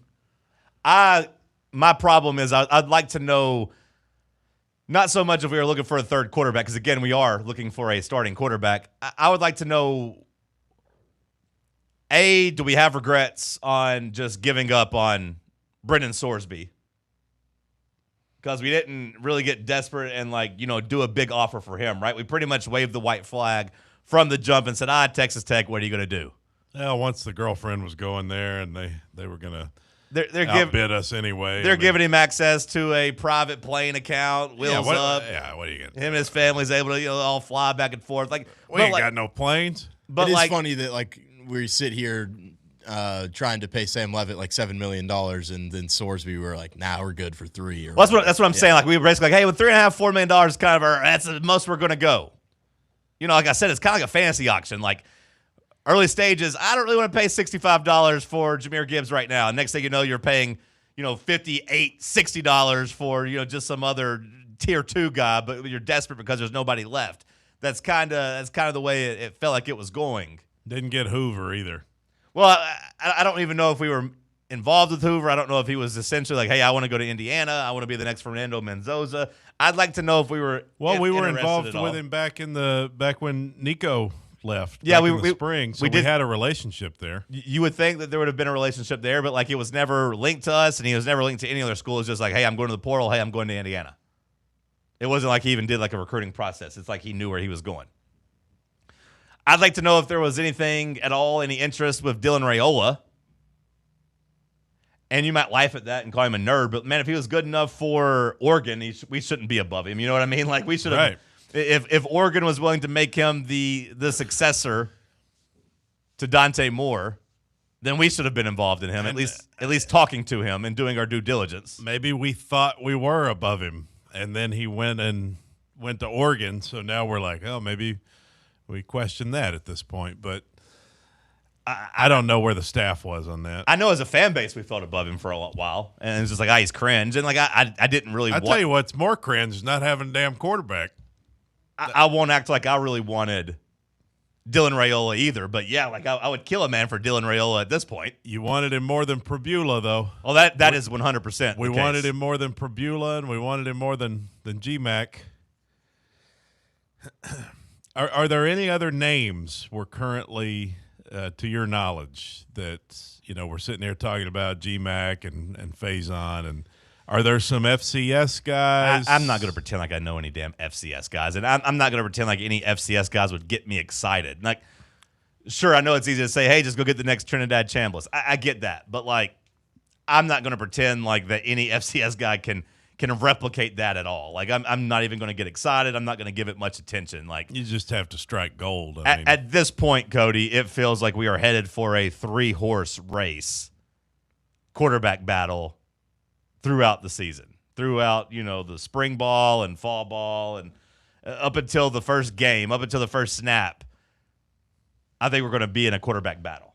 Who's our third horse? Josh Heupel? No, quarterback? just some loser that comes in. I shouldn't say loser. Just we'll get a third guy. The guy from Miami, Ohio. I bet on a D2 kid to beat out George McIntyre Western Michigan. Right, but we'll get a D2 kid. We'll get somebody. We will have a third guy. And it might just be like, hey, Merklinger, come on back, buddy. You're competing for the job. And I say that, but like that really might be the best case scenario for both parties. If you go another week, though, I'm just saying. I'd rather go in on some FCS guy than bring back Merklinger. Just I'd rather shoot an arrow into the sky and see if it hits somebody. Poster writes in saying that yesterday Basilio was talking about how Heupel won't operate dirty under NCAA scrutiny. Gah! That's fine. I know he's also blaming Danny White, and look, we love Tony here, but like, I'm not going to say it's because we wouldn't play dirty. We were trying to go out and get the number one portal guy. We were trying to get Sam Leavitt. Like, if it means like we're not going out and doing a bunch of shady backroom stuff and trying to call quarterbacks that are already established, I don't believe that either, because we were under NCAA scrutiny last year after Nico, and we were pretty much linked to every Big 12 quarterback. You know what I mean? Like, we tried to go out and poach quarterbacks that weren't in the portal. So I don't really buy that. And I'm not blaming Danny White or his 10% talent fee or anything for this either. I'm just simply looking and saying Lane Kiffin gets to call himself the portal king. He put Jackson Dart in the first round. He beat us for a quarterback that likes Lane Kiffin's vibe. I'm not even going to say it's because we didn't offer enough money. I'm not even going to blame Josh for not being able to out-recruit Lane Kiffin. Sam Leavitt looks like a Lane Kiffin guy. We said it. Seems like he would like a sleeves ball. It is what it is. I mean, it took Lane Kiffin flying on a plane all the way to another state right after the kid just got off another extended 2-day visit. I don't know if Lane had to do that for us, Bubba, or if he was doing it to try to because he was scared of Miami. Here's a question, and because he had messed up the end of Lane Kiffin's time with with Sam Leavitt because he was openly flirting with DeMond Williams and kind of burnt some bridges and was trying to fix that because DeMond Williams had to tuck his tail and go back to Washington. What's Miami going to do? Yeah, that is the question. I would say because that's still going to be a competition. I would say Miami is right now raising more and more money for Ty Simpson, and I would say that they are desperately trying to convince Ty Simpson to come to Miami. And we should be doing the same thing. We should. So, like, I would imagine we are doing that, and I would imagine Ty Simpson. Like you would hope the Tennessee Tide would win out, but also like if you go to Miami, you don't burn the bridges that you have at Alabama. I think we would get Simpson over Miami. I think we would get our hometown boy. Not hometown, but I think we could get him if we were willing to pony up and do that. If he doesn't go pro, which I think that it depends. Like if Miami was willing to go at $8 million and Tennessee wasn't, then I think we'd lose to Miami. And at that point, you're not serious about football. And I also don't think Todd Simpson's going to do that. I think he's going to end up in the NFL draft. But Miami is going to be looking around just like we are for whatever other quarterback. Like they're probably doing the same thing that people are asking Heupel to do, which is call everybody. Scrambling. Yeah. Best case scenario would be Miami finds their guy, and then Dante Moore says he's coming back to Oregon, and then we can get Raiola. Well, that's what I'm saying. Like I'm hoping that he hasn't signed anything, but I do think Dante Moore, if you're going to be a top 5 pick and a top 2 quarterback, you're going to the NFL draft, and that's where he's getting projected. Yeah. So he's going. He gone. So yeah, I think we're just destined right now. So yeah, no quarterbacks. So yeah, no quarterbacks. I think we're destined to have McIntyre, Faison Brandon, and FCS D2 transfer all battle it out. But look at what we did on defense. We made big improvements on defense. I do want to go on record and say that I do not think that playing one of the young quarterbacks is a death sentence. It may be. This may age very poorly. I can coach anybody. Maybe George McIntyre sucks. Maybe Faison Brandon is not ready. But I do think if you improve the defense, you should still be able to go out and be competitive. Everyone talked about Nico sucking. I know I was a Nico fan. I wish we still had him. I'd love to have him now. A lot of these problems would be solved if we still had Nico. Yeah. I do feel that way. But whatever. I understand that he didn't want his fat daddy made him leave, and he didn't stand up for himself, and yada, yada, yada. But I don't think either of these young quarterbacks replicating his production is a tough ask. It's not impossible. I don't know if our defense can quite be as good as 2024, but it should be closer to a lot closer to 2024 than it was to 25. So I don't think it's a death sentence to not bring in a proven quarterback, a $5 or $6 million man. Oh, positive John. Life would be much easier with him, with that quarterback, not him, Nico, but with a quarterback that was a $5 or $6 million quarterback. Don't get me wrong.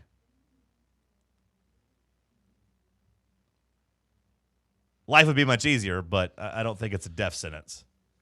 Yeah, from a production standpoint, from what Nico did, I would agree with you. I don't think that's impossible to replicate. And again, you can say Nico sucks, but he's better than George McIntyre and Faison Brandon at this point. If it weren't for his fat daddy, we'd be sitting pretty. Hour 2 in the books. We'll kick off hour 3 with some headlines. We'll play some Tuesday trivia. We'll keep you up to date on any of the latest happenings and rumors. Stick with us. It's Talk Sports on Fan Run Radio. Check out our new and improved website at fanrunradio.com.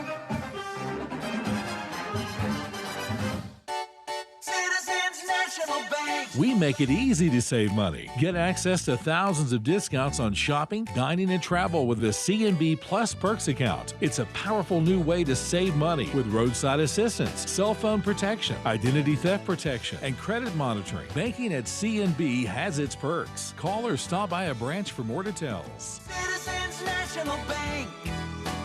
Banking never felt so good. Member FDIC. Today, we raise a glass of Jameson Irish whiskey to the sport of football. Hear, hear! To Gaelic football, born in Ireland in 1885 in its thrilling blend of soccer, rugby and basketball. On a massive field, 15 players kick or hand pass a round ball that scored points over a bar or into a net. No pads, no helmet, no sense. Hear, hear! To college football, which kicked off in 1869 when Rutgers beat Princeton 6-4 in the Battle of New Jersey. With 11 players and helmets and pads, teams battle on a 100-yard gridiron with explosive pass plays and hard-hitting tackles, unless you're called for targeting. Hear, hear! Since 1780, Jameson Irish whiskey has been enjoyed by sports fans all around the globe. Whether your football is Gaelic, American, or even soccer, we can all agree on super smooth Jameson Irish whiskey. Hear, hear! You're listening to FM 105.7 and AM 1340, WKGN Knoxville, and W289CU Knoxville, Fan Run Radio. Smoky Mountain Brewery is the place to be for game day. From the moment you walk in, it's wall-to-wall big screens, making Smoky Mountain Brewery the perfect place to watch the Vols or your favorite team in action. With locations in Turkey Creek, Maryville, Pigeon Forge, and Gatlinburg, you're never far away from a great time at Smoky Mountain Brewery. Try one of their world-famous microbrews like Black Bear Ale, Mountain Light, or Cherokee Ale. Juicy burgers, wings that bring the heat, and delicious handmade pizzas made with hand-tossed crust from the freshest ingredients and their own special sauce from a secret recipe, topped off with hand-grated cheese and farm-fresh toppings. And don't forget, those famous microbrews are also available in kegs for your next party or in 6-packs and growlers to go. So grab your crew and head to Smoky Mountain Brewery and tell them Fan Run Radio sent you. Smoky Mountain Brewery. Eat local, eat good. Hey Knoxville! Surfside iced tea and vodka, made with real brewed tea, is only 100 calories, 2 grams of sugar, with no bubbles and no troubles. That's right, zero carbonation, so it's easy to sip and enjoy. Headed to a game day or party at a friend's house? Bring an iced tea or lemonade variety pack from Surfside, or try their green tea and new raspberry tea vodka. Find the can with the sunset stripes this season. Surfside iced tea and vodka, sold at bars, restaurants, and stores near you. Surfside iced tea and vodka, sunshine in a can. Must be 21 or older. Enjoy responsibly. A brand built in Tennessee and born from the love of the game. Inward Half revolutionizes golfing comfort. Crafted by a former pro and dedicated enthusiast just like you, our luxury performance wear guarantees you stay cool and comfortable through every swing and every day. We're not just a brand. We've set out to create a lifestyle for those who understand that impeccable style and premium performance are a hole-in-one. Enjoy the walk-in with Inward Half.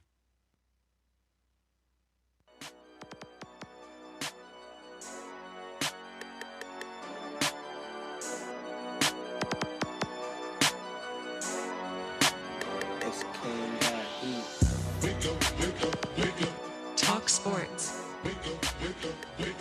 Talk Sports. Talk Sports. Talk Sports. Talk Sports from 7 to 10. Ay. Overrated, underrated on Wednesday. Fan Run Radio. Talk Sports said not in my house. I ain't talking to Kim, babe. Johnny Cody out here asking where the ops at. Tennessee Volunteers here for combat. It's the Cherokee Ghost, John Reed and Cody doing everything we can to bring Rocky Top back. Talk Sports from 7 to 10. Never leave a witness, never leave loose ends. Nico ain't nothing but a nuisance. 2026. Hour number 3 kicking off here in the White Claw Hard Seltzer Studios. Let's hit some Hour 3 headlines. What you got, Big Mac? Thank you, John. Tennessee basketball. Make that 90 straight weeks ranked in the AP Top 25.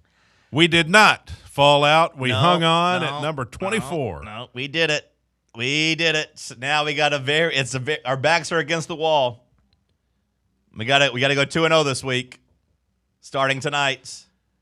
I'll be here, do a little voluntary reaction for you, a little post-game show. It's the plan, at least.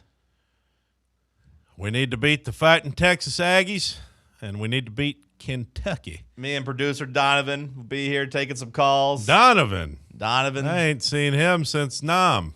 You saw him like a month ago. Yeah.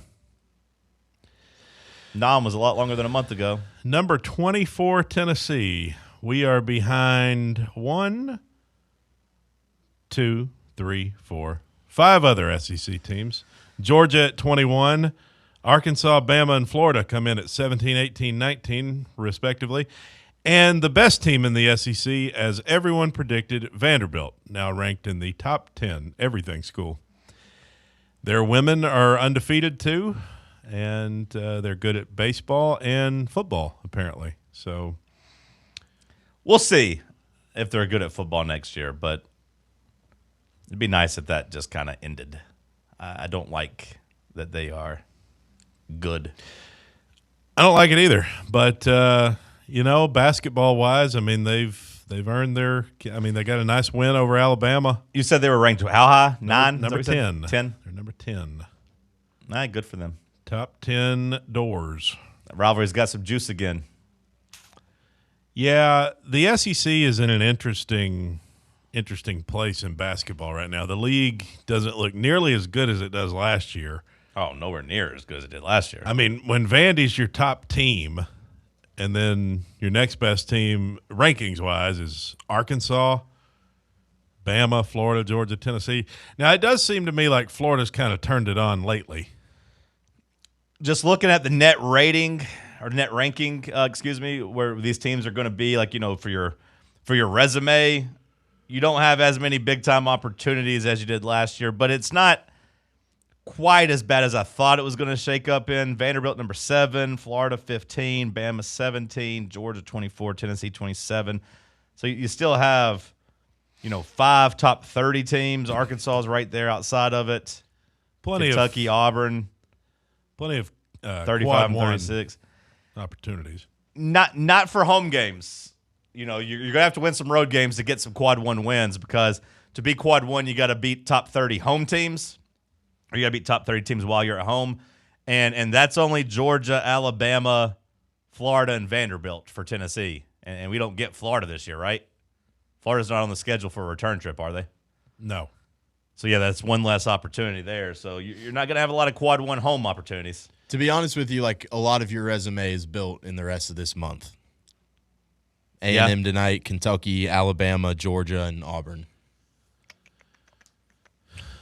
I don't think we should have to do too much work, in terms of, what's the worst case scenario? We're not talking bubble, right? Well, for Tennessee. There is a 6% chance according to the metrics that we missed the tournament. So that's worst case scenario. But you should be there. I mean, worst case is you're a 10 seed, 11 seed. I feel like with the win over Houston, we should be able to do enough in conference play that we don't look like a team that's going to compete to win the conference. We have still looked good at home. We have, yeah. Unlike Josh Heupel and the football team, it does appear Rick and the boys can still protect home court. We'll see. Knock on wood, because you got 2 big home games. Starting tonight against Texas A&M, and then Saturday against a Kentucky team that's had some pretty good success against you in the regular season. But you still killed Louisville, and you took care of Texas. Gillespie played great at home against Texas. You hope that these players play a little bit better. I hope Nate Amick comes out with some confidence, from Saturday, because he did play pretty good on Saturday. I hope he carries that over. But Tennessee shouldn't. You said bubble. That's the worst case scenario, but that's not, to me, very realistic, because we're still good enough to take care of business at home. There's still not a game that I'm looking at on the home schedule, Sam, you can correct me if I'm wrong, that Tennessee would be underdogs in. Even with Bama being number 10, we'd still be favored by a point or 2 at home against them. Same for Alabama. You don't play them until February 28th and March 7th.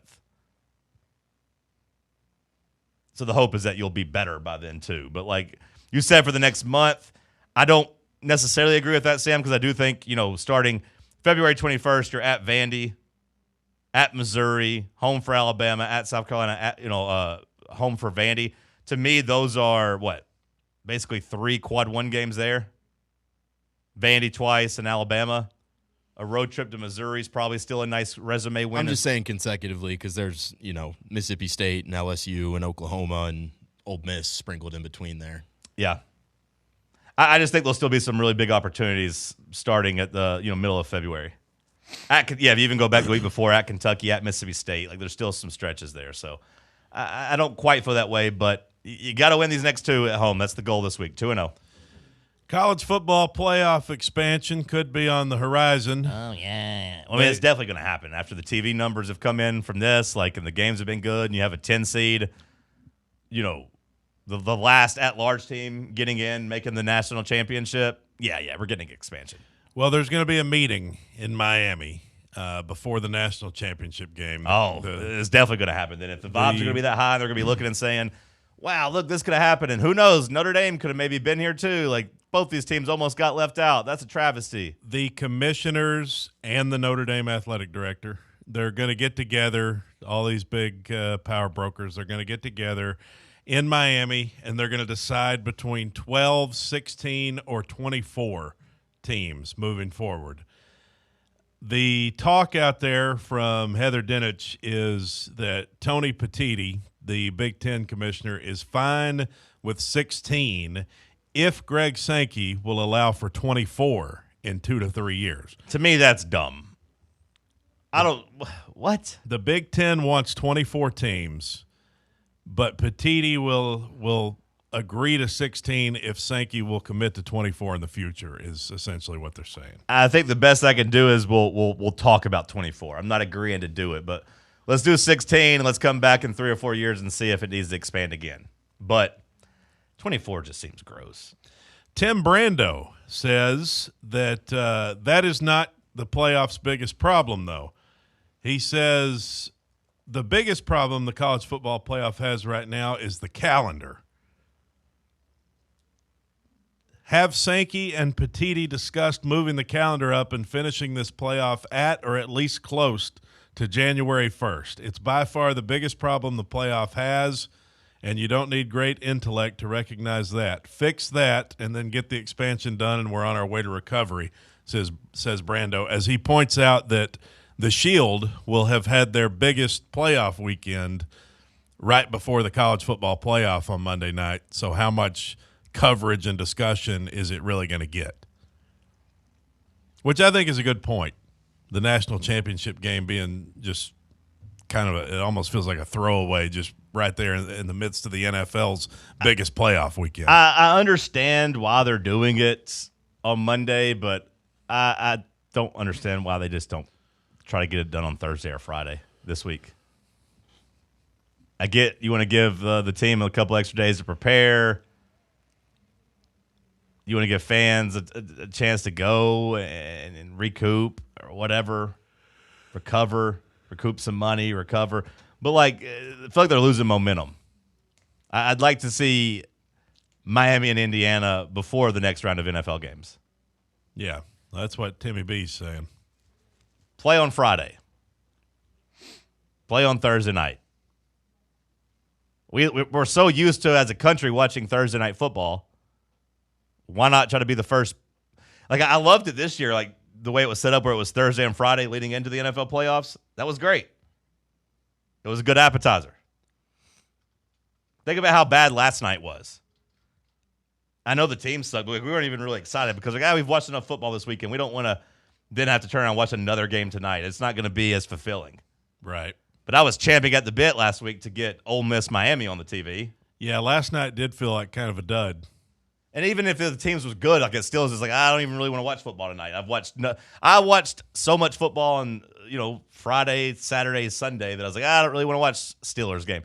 I'm going to watch every one of these divisional games this weekend. I won't really have too much of a need for football on Monday. It's kind of how I'll feel.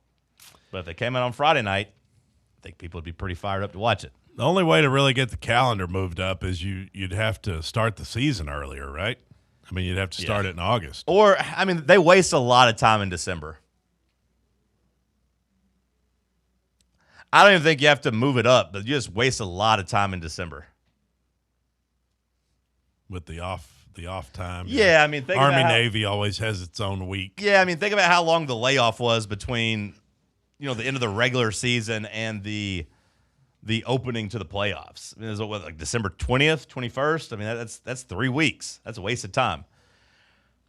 It also feels gross that, like, these college kids are now having to play, like, 15, 16 straight weeks of, like, games or, like, I don't know, straight. You get a little bit of bye week. That's a lot of football.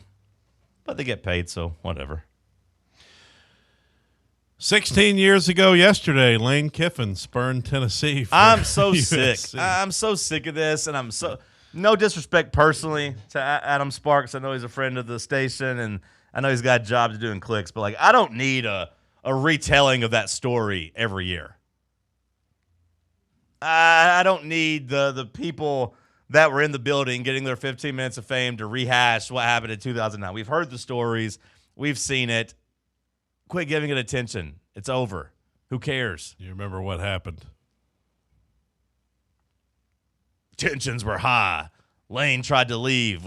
He wanted the announcement made with no cameras rolling, but we had to argue about that. Who cares? Stop riding it every year. The Falcons have interviewed John Harbaugh, who has been vetting teams on what his next job may be. Harbaugh has been conducting preliminary and extensive phone calls with the Giants, Titans, Browns, Raiders, and Cardinals, says Adam Schefter. So he just got done with an interview with the Falcons as well. I may be dumb. I don't want him to pick the Titans. I know it would give us more relevancy. I know it would look like a big statement to get the number one candidate. I understand. I don't want Harbaugh. I'm uninterested in him. He's old. He's not. Very rarely have I watched the Ravens and felt like he is giving them an advantage. Very rarely have I watched the Ravens and be like, man, Harbaugh made a great decision there. It's more so like, what the hell is Harbaugh doing? I don't want Harbaugh. My flag is planted firmly in the Mike McDaniel camp. Give me a good, strong black man to lead my franchise and relate to Cam Ward. Let's go.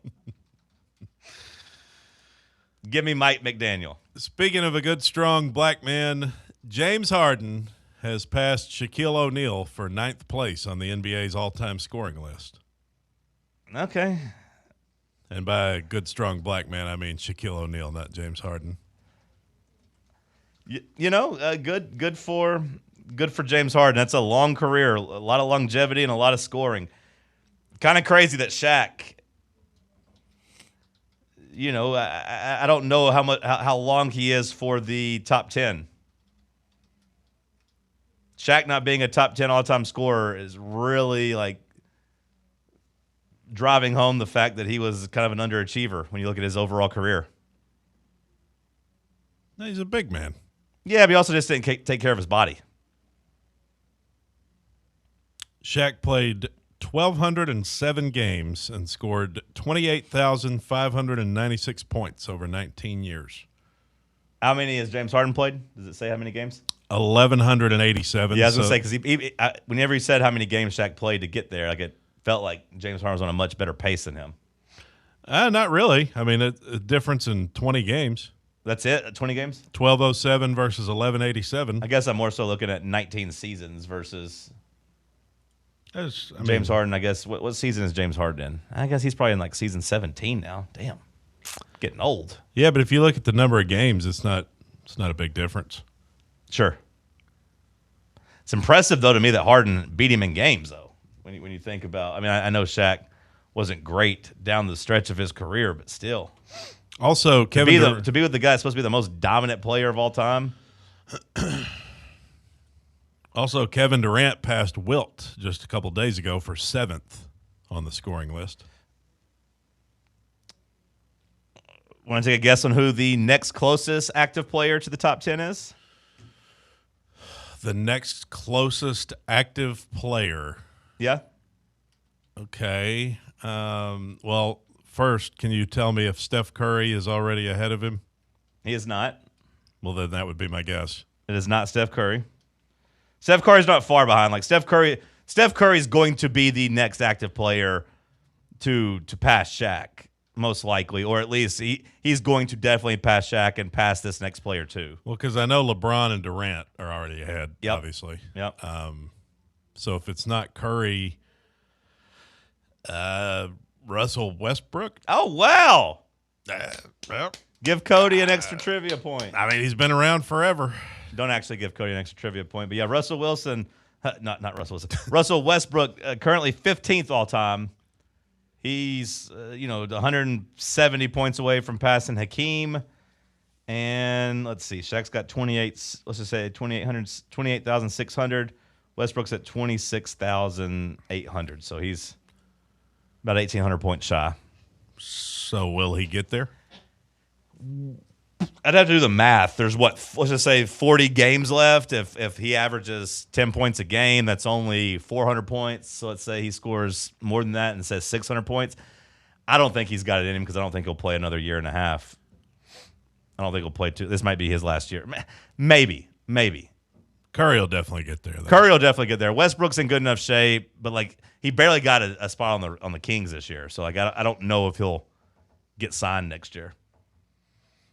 Well, we'll be waiting. But yeah, Steph is at 26.25, so he's only 500 points behind Westbrook, and he's still going strong. So Curry will get there in the top 10 next year, if I'm guessing. All right, good batch of headlines. Let's play some Tuesday trivia coming up next. Big Orange Country's home for sports. This is Fan Run Radio. Yee-haw! I've been hooting and hollering ever since I started betting with the VIP Play app. VIP Play has more than 200 leagues, every bet type you can imagine, live betting and live hosts, all with 24/7 support from real live people when you need them. Start betting better with the VIP Play app today. Don't be a better, be a better with VIP Play today. Download VIP Play today or head to VIPPlayApp.com. Make sure you use the promo code FANRUN to take advantage of their welcome bonus and so they know that we sent you. Gambling problem? Call 1-800-8899-789. Must be 21 or older and located in Tennessee to bet. Don't you wish your life came with a warning app? Stop. That dog does not want to be petted. A heads up before something bad happens. You should not send that text. Uh-oh. Life doesn't always give you time to change the outcome, but prediabetes does. With early diagnosis and a few healthy changes, you can reverse prediabetes and prevent or delay type 2 diabetes. To learn your risk, take the 1-minute test today at doihaveprediabetes.org. Brought to you by the Ad Council and its prediabetes awareness partners. Are you ready to show off that confident, radiant smile you've always dreamed of? Well, here at Knoxville Smiles, we're ready to turn your dream into a reality. At Knoxville Smiles, we're more than just a dental practice. We're your partners in achieving optimum oral health. From routine cleanings and checkups to advanced cosmetics and restorative procedures, we offer a wide range of services in an environment that makes every visit a positive and comfortable experience. At Knoxville Smiles, it's about more than just treatments. We're focused on creating a welcoming environment where you feel like family. Our state-of-the-art facilities are designed with your comfort in mind, and our friendly staff is always ready to address your questions and concerns. Don't wait any longer to achieve a beautiful smile you deserve. Schedule your appointment at Knoxville Smiles today and take that first step towards a healthier, happier you. Call us at 865-539-1776 to book your appointment today, or just visit our website at knoxvillesmiles.com.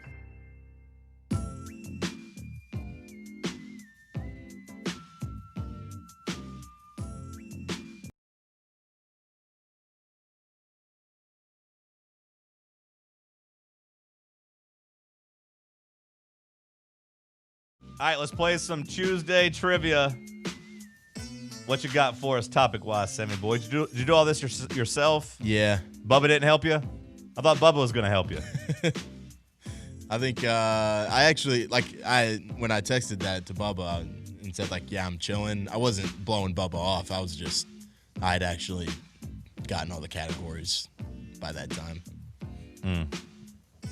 Bubba's like, we're the P team. And I was like, well, this teammate didn't help. You did the group project yourself. That's all right. Bubba's going to keep the score on the screen for everybody watching on YouTube. You're a vital part of this too, Bubba. Don't worry. Today's categories, we have general. You're coming through for trivia too, Bubba. Bubba, are you still hungover? Are you still drunk? You still feel like intoxicated? No, that's very dangerous. Okay, good. Sam, what topics you got? Good General? answer. General. Famous Tennesseans. Oh, no. I name the city, you name the state. Okay. Famous number 7s in honor of striking out on Sam Leavitt for $7 million. And technology. Don't love these. I mean, I appreciate the categories. I'm just saying, for my personal knowledge, I don't love these. All right, I'll start as the reigning champion. Give me number 7 for 3. For 3. Yeah. Famous number 7s for 3. This Yankee won 7 World Series titles and had 20 All-Star appearances in his career. Oh, no. I mean, obviously, this is a name you know because there's all these Yankee legends, but I don't know the numbers. Say Derek Jeter. Only numbers I was gonna say. Only numbers I know. I know Jeter wore 2, and Mariano wore 42. The first thing that popped to my mind with number 7 was Roger Maris, so that's where I'm going. Mickey Mantle. Damn it! A-Rod was number 3, right?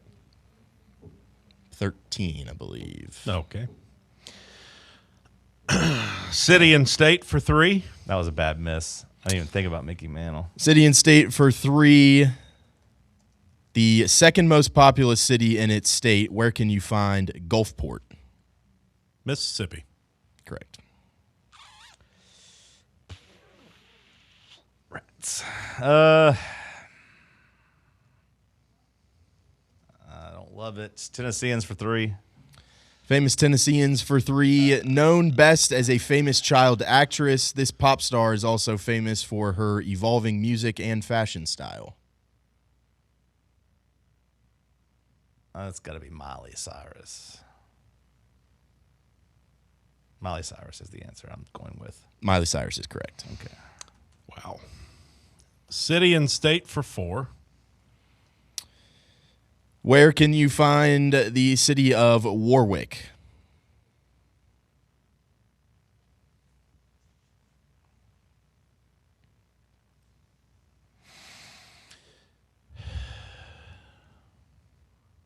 That's a city. I thought it was. Never heard of that.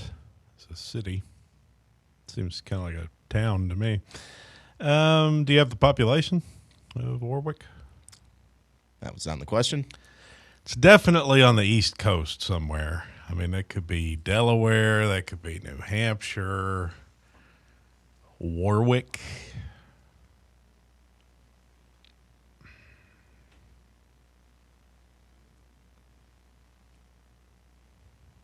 Could be Virginia.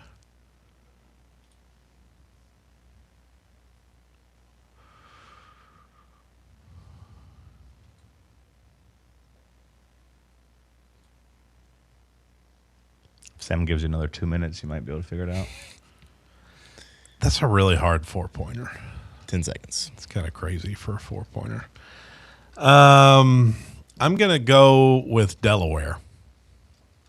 Rhode Island. Yep, it entered my mind. Yep. Damn it. 3-3. Give me General for 3. General for 3. The ancient city of Troy was located in which modern-day country?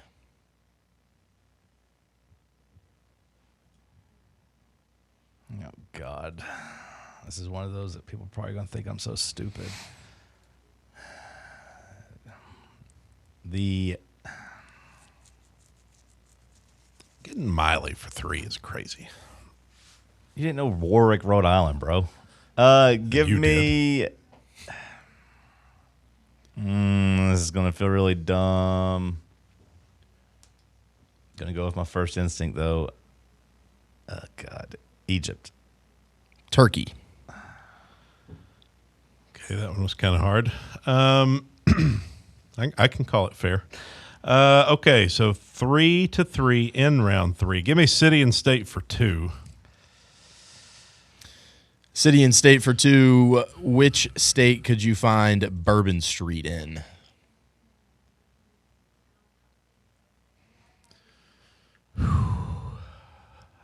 This is tricky. Which state could I find it in?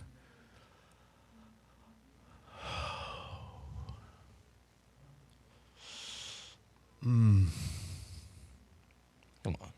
I'm going to go with Louisiana. Keep things rolling. Give me technology for 3.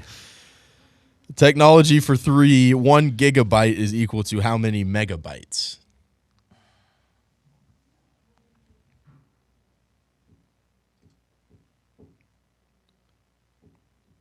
Ay. 1 gigabyte. This is stuff you're supposed to know. Million. 1,000. Damn it. Okay. 5-3. Give me famous Tennesseans for 2. Famous Tennesseans for 2. Born in Memphis and started singing with NSYNC in 1996 before launching a solo career to become one of the top-selling musicians of all time. Justin Timberlake. Correct. Give me number 7 for 4. Famous number 7s for 4. Ben Roethlisberger is ranked 7th in all-time NFL passing yards. Name 4 of the 6 players in front of him. All right, start this over again. So forget the Big Ben, number 7. Name 4 of the 6 players in front of Ben Roethlisberger in all-time passing yards. 4 of, okay. Brady. Full names, please. Tom Brady. Drew Brees. Peyton Manning. Aaron Rodgers. Correct. Dan Marino. Marino wouldn't have gotten it. Okay. Favre and Stafford would be the other 2. Okay. 7-7. That's crazy. Okay, let's do general for 2. General for 2, who was the British Prime Minister during World War II? Winston Churchill. Correct. A lesser man would sit here and cry about the 2-pointers like Cody did last week. But Well, 2-pointers I'm are not gonna supposed do to it. be easy. They're not supposed to be 1-pointers. You got Miley for 3 and had to name 4 of the all-time leading passers for 4. Okay, I don't want to hear it. You couldn't have got either one of those. 1, 2, 3, Really? 4, 5, 6, Really? 7, 8, 9. Yeah. 9-7 going into round 6. Yeah, really. Give me general for 4. General for 4. What letter does not appear anywhere in the periodic table? 1 in 26 chance.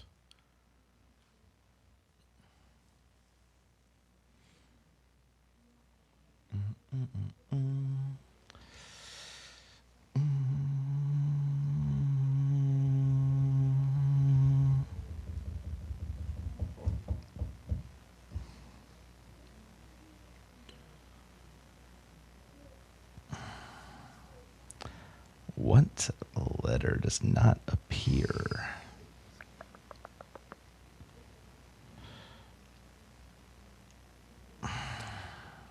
Take your time. You took literally 3 minutes on the first question.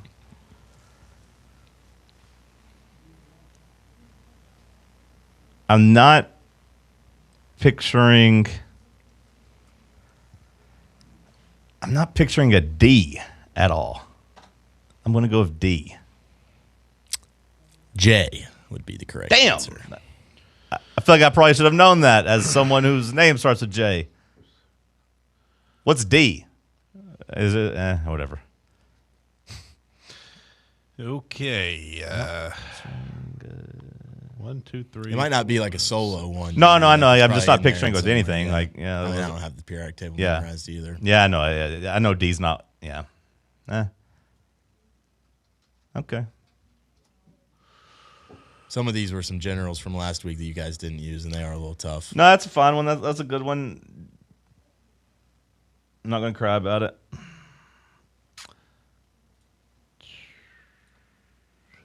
Okay. Let's go with city and state for 1. Nashville is located in which state? Tennessee. Give me number 7 for 5. Famous number 7s for 5. How many passing and rushing touchdowns did Michael Vick combine for in his NFL career, plus or minus 25?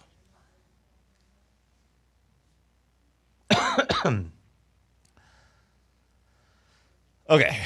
NFL career, rushing and passing touchdowns, correct? Mm-hmm. Okay. Plus or minus Yeah, 25. yeah. It's a big disparity there. I'm going to. Big gap. Okay. Vic was, 2001? 2002 would have been his draft. He played pretty much immediately. Played about 6 years, went to prison, came back in like 2012. Okay, so I'd say Vic probably played for 10 years. I would say, okay, let's just say 200.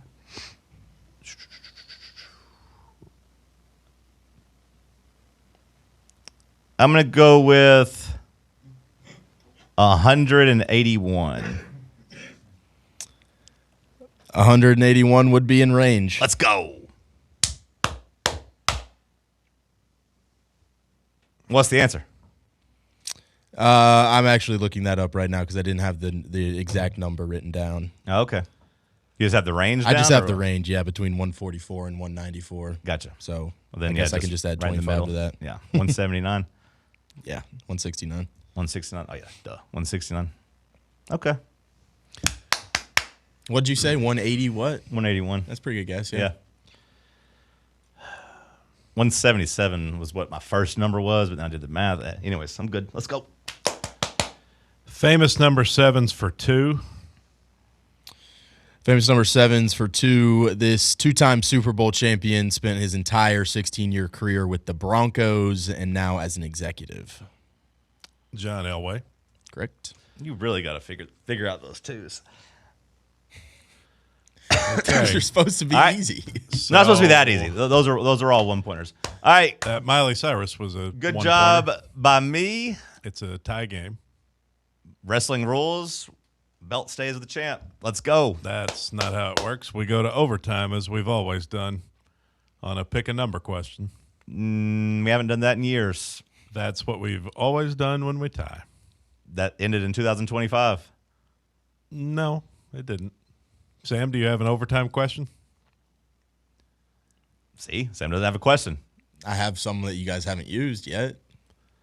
A number question? We need a number question. Bubba, we need a number question. It's got to be like, how many passing yards should Joe Montana have in his career? And the closest to the All right, number I'll look gets up it. a 7s.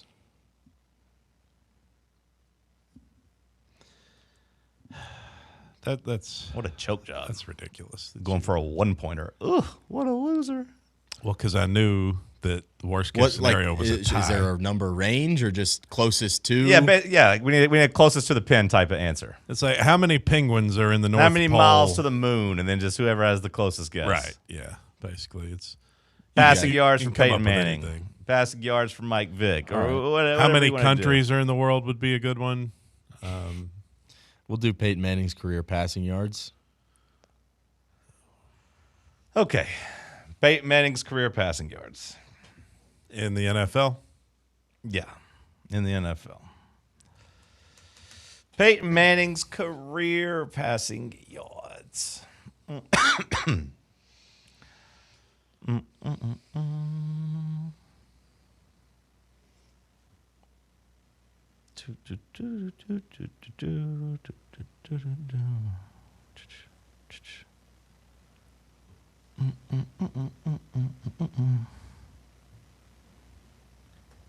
Boom, boom, boom, boom, boom. Boom, boom, boom, boom. I'm writing mine down just to show you after you guess yours is all I'm doing. Mm-hmm. Okay. You can't get a calculator out. Huh? You can't get a calculator out. What are you doing on your phone? What do you mean? I don't have You were trying to pull out. You were trying to pull out something. I just saw you. What'd you go to? I'm on the What'd you notes just app. open I'm up? on my No, notes you app. just closed something out. What? Cheater. What are you open. talking All right, miss it. Miss that phone. It's Wordle and notes. You were just pulling out a phone to go do something. You I go to my notes to put my number down. He swiped up on a screen and closed it. I'm going to put my number down. You don't have to do that. You say yours out loud, and I put mine down. That's how it always works. He switched. I don't know what you're doing with your screen right turned here. around. Roll your number down. Now he gets to see my number. Now he's cheating. He swiped up. How about we change it? He swiped up. He How about we swiped change up it on the to phone. This guy with his Look at smiley his for face. three. Look how red his face This is. He guy got with his caught smiley cheating. for three. Look how red his face is. He just got caught cheating. Let's change it to. We're not changing anything. What do you think? I'm Googling the answer? We're not. He's trying to get out calculators. What he's Peyton trying to do. Manning passing yards We're not as a changing Bronco. it. We're not changing it. I have my answer down. I've done the math in my head. I'm not changing anything. Well, I got to do the math in my head. He was trying to pull out a calculator and got caught cheating. Then he tried to close the tab when he got caught.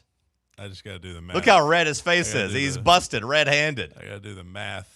He loses. Nobody Game said over. you can't have a calculator, first of all. You can't. Nobody open up said that. You don't get to just make up the rules on the fly. You can't use your phone. That's always been a rule in trivia. You can't use your phone. Let's see who gets the number. What do you mean I haven't ever said it? You can't use your phone. Let's see who gets the number right. He loses. He got caught cheating. No, you don't get to just. You can't cheat. Do that. You don't get to just make that up. Make on up the fly. what? You can't use your phone? That's always been a rule.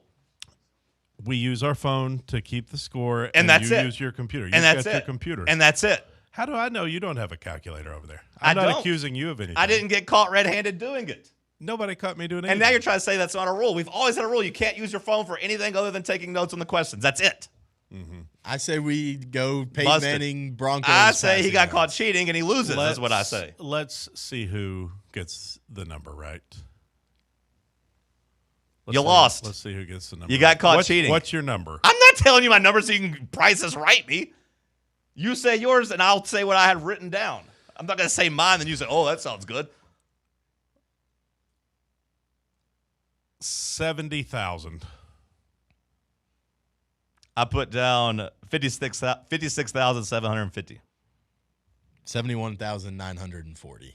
That would have been a great. That would have been a great win. Victory is mine. Had he not got caught cheating. Victory is mine. The lowest of low got caught cheating in trivia. Would have been a great win for you. I just you got caught cheating. A 4,000 a year average You times got 17 years. caught I did cheating. 17, 34 That times would've been 2 is great. 68. So I said, let's call it 70. That would have been great had you not got caught cheating. Take your L. I'm not taking an L because I didn't get caught cheating. Sam, you did. What was the city and state for 5?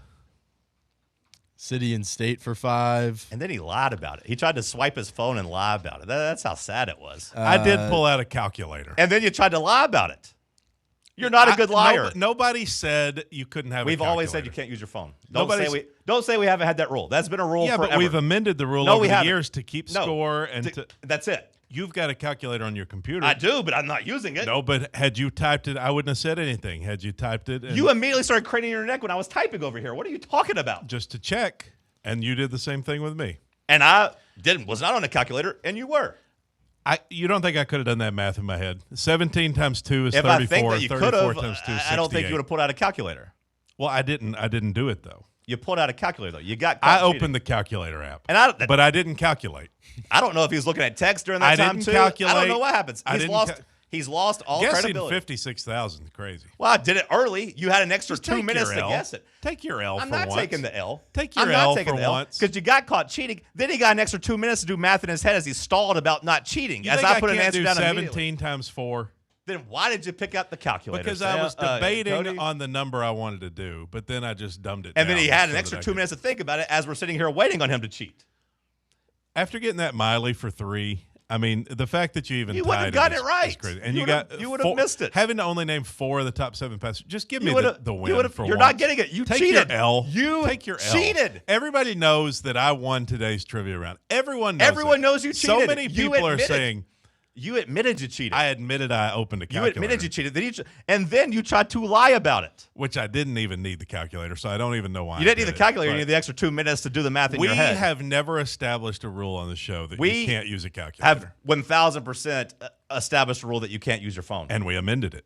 No. Through the years. No.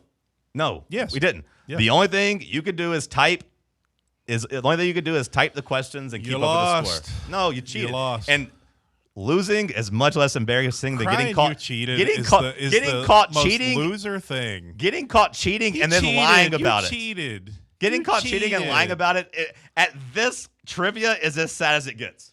What? Last call on the other side. That's as sad Last as it call on gets. the other side. Take your L. Getting caught cheating and then lying about it is as sad as it gets. all around. As of the 2020 census, Wheeling is the 5th most populated West Virginia. city in which Why state? didn't I just guess that? Would have been much easier than cheating. Let's go to break. Last call on the other side. You're locked onto Fan Run Radio, 105.7 FM, 1340 AM, and online at fanrunradio.com. Dick's House of Sport at Westtown Mall is a destination devoted to sport, and it's your destination for exclusive events and experiences. Come visit a store like no other. Check out our 40-foot rock wall, golf performance center, hit tracks batting cage, and outdoor turf field. You can now rent our space for private events and birthday parties. Learn more about our events and exclusive product launches on Facebook and Instagram at Dick's House of Sport KNX. Dick's House of Sport, proud partner of Tennessee Athletics. Hi, I'm Bo Kregner from the Kregner Group. Are you looking to buy or sell a home? Whether you're upgrading, downsizing, or just need a change, it's never been more important to have experienced, trustworthy representation in the real estate process. So if you have any real estate questions, I'd love the opportunity to earn your trust. Call me anytime for a free chat, 865-742-1035, or find me online at boknowshouses.com. The Kregner Group, real estate the right way. For over 3 years, Crumble Cookies has served the Knoxville area, from Clinton Highway to Parkside Drive. Even our friends out in Maryville have reached you, our fans, with the best cookies in the game. This fall, Crumble is gearing up for yet another fantastic season. Whether you're tailgating or looking for a pick-me-up after getting the kids from school, Crumble has you covered. Download the Crumble app to check out this week's rewards and features. And stop on by. Tell them Fan Run sent you, but don't miss the cookies. Blackford Veterinary Surgery Referral specializes in surgeries not regularly performed by your pet's general veterinarian. They're currently accepting referrals from vets all across the country. With their newly renovated state-of-the-art surgery center and highly trained staff, clients can rely on professional and thorough care. If your vet says that your pet needs surgery or rehab, ask for a referral to Blackford Vet and let them get your best friend back on its feet. Located conveniently in West Knoxville. For more information, visit blackfordvetsurgery.com. Got a problem tree looming over your home? Call ECR Total Landscapes. Whether it's trimming, removal, or storm cleanup, our certified pros get the job done safely and efficiently. We're licensed, insured, and ready 24/7 for emergency calls. Big or small, we cut them all. ECR Total Landscapes. Call now for a free estimate, 865-384-2012, and mention promo code FANRUN for free stump grinding on any tree removal now through the end of the year. Also visit us at ecrtotallandscapes.com.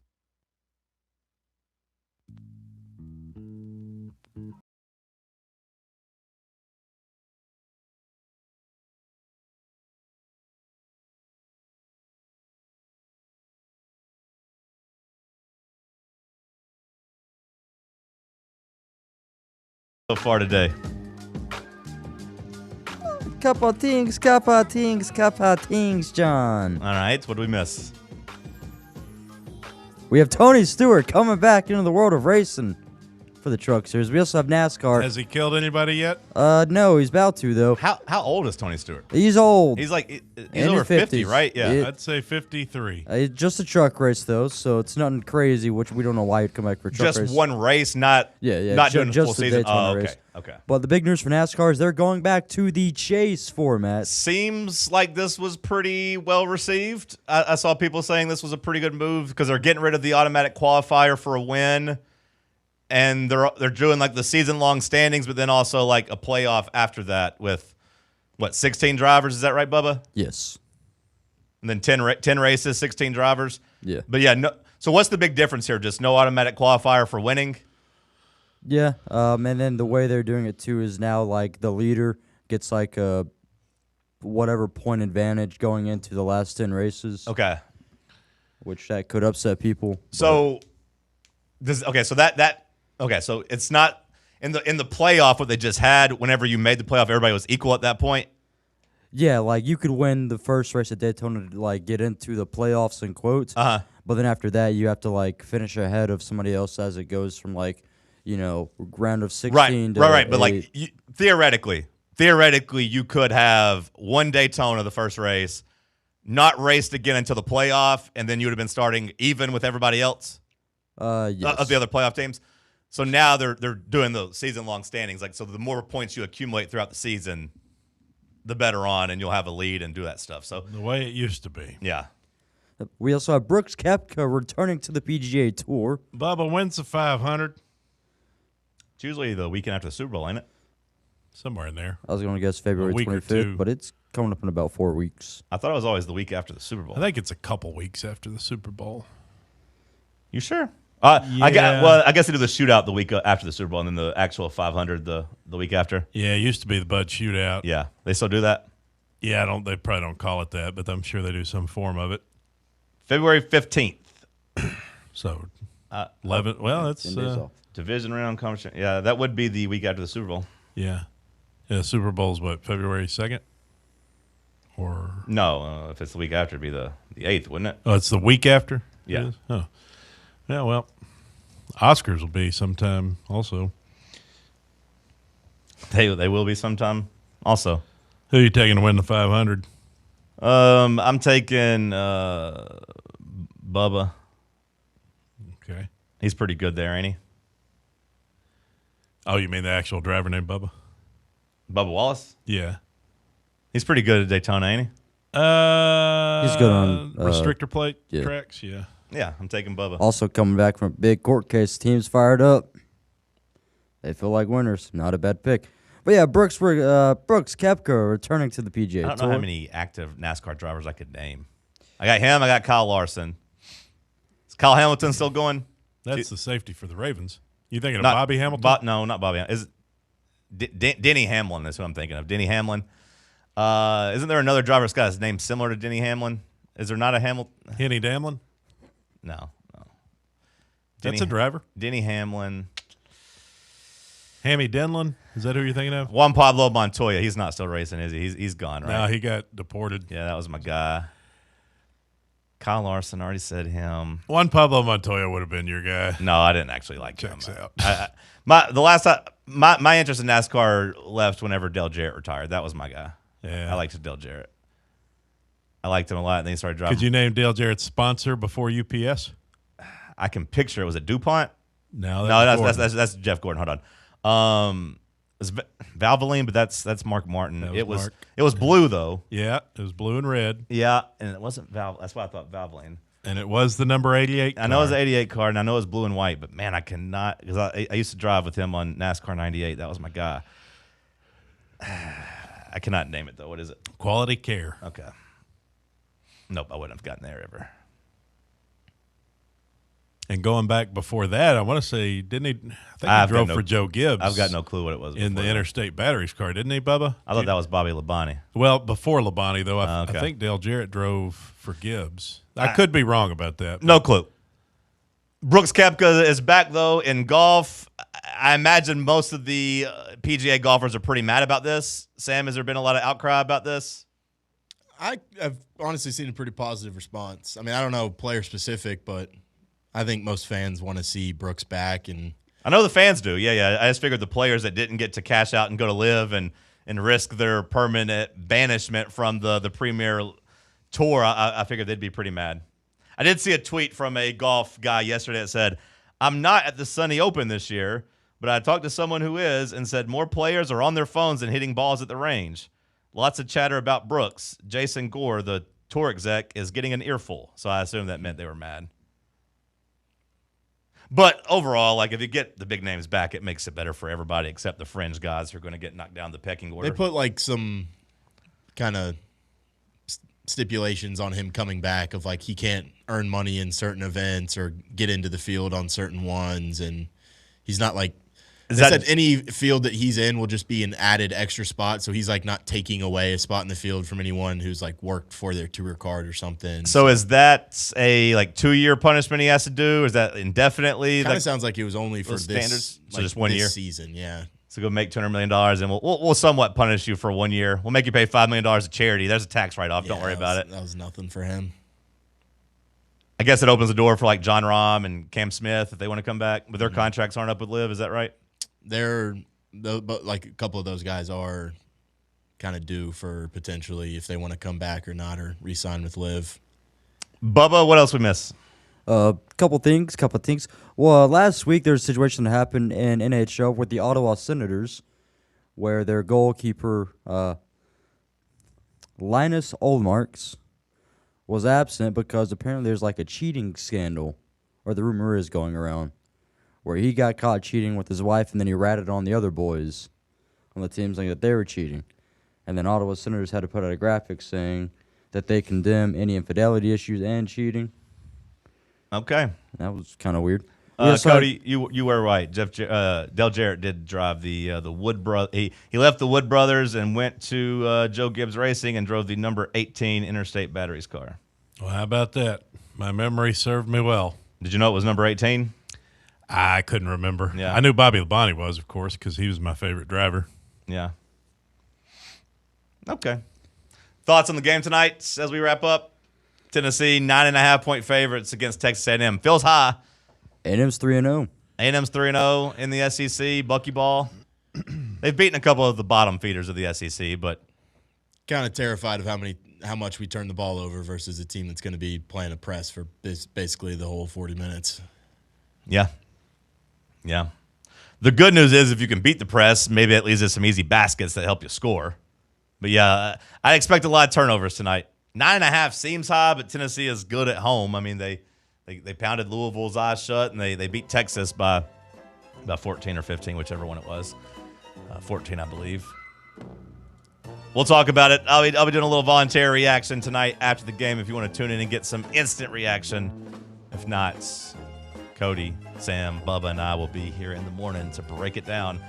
The Tony Basilio Show coming up next. Stay locked in on Fan Run Radio.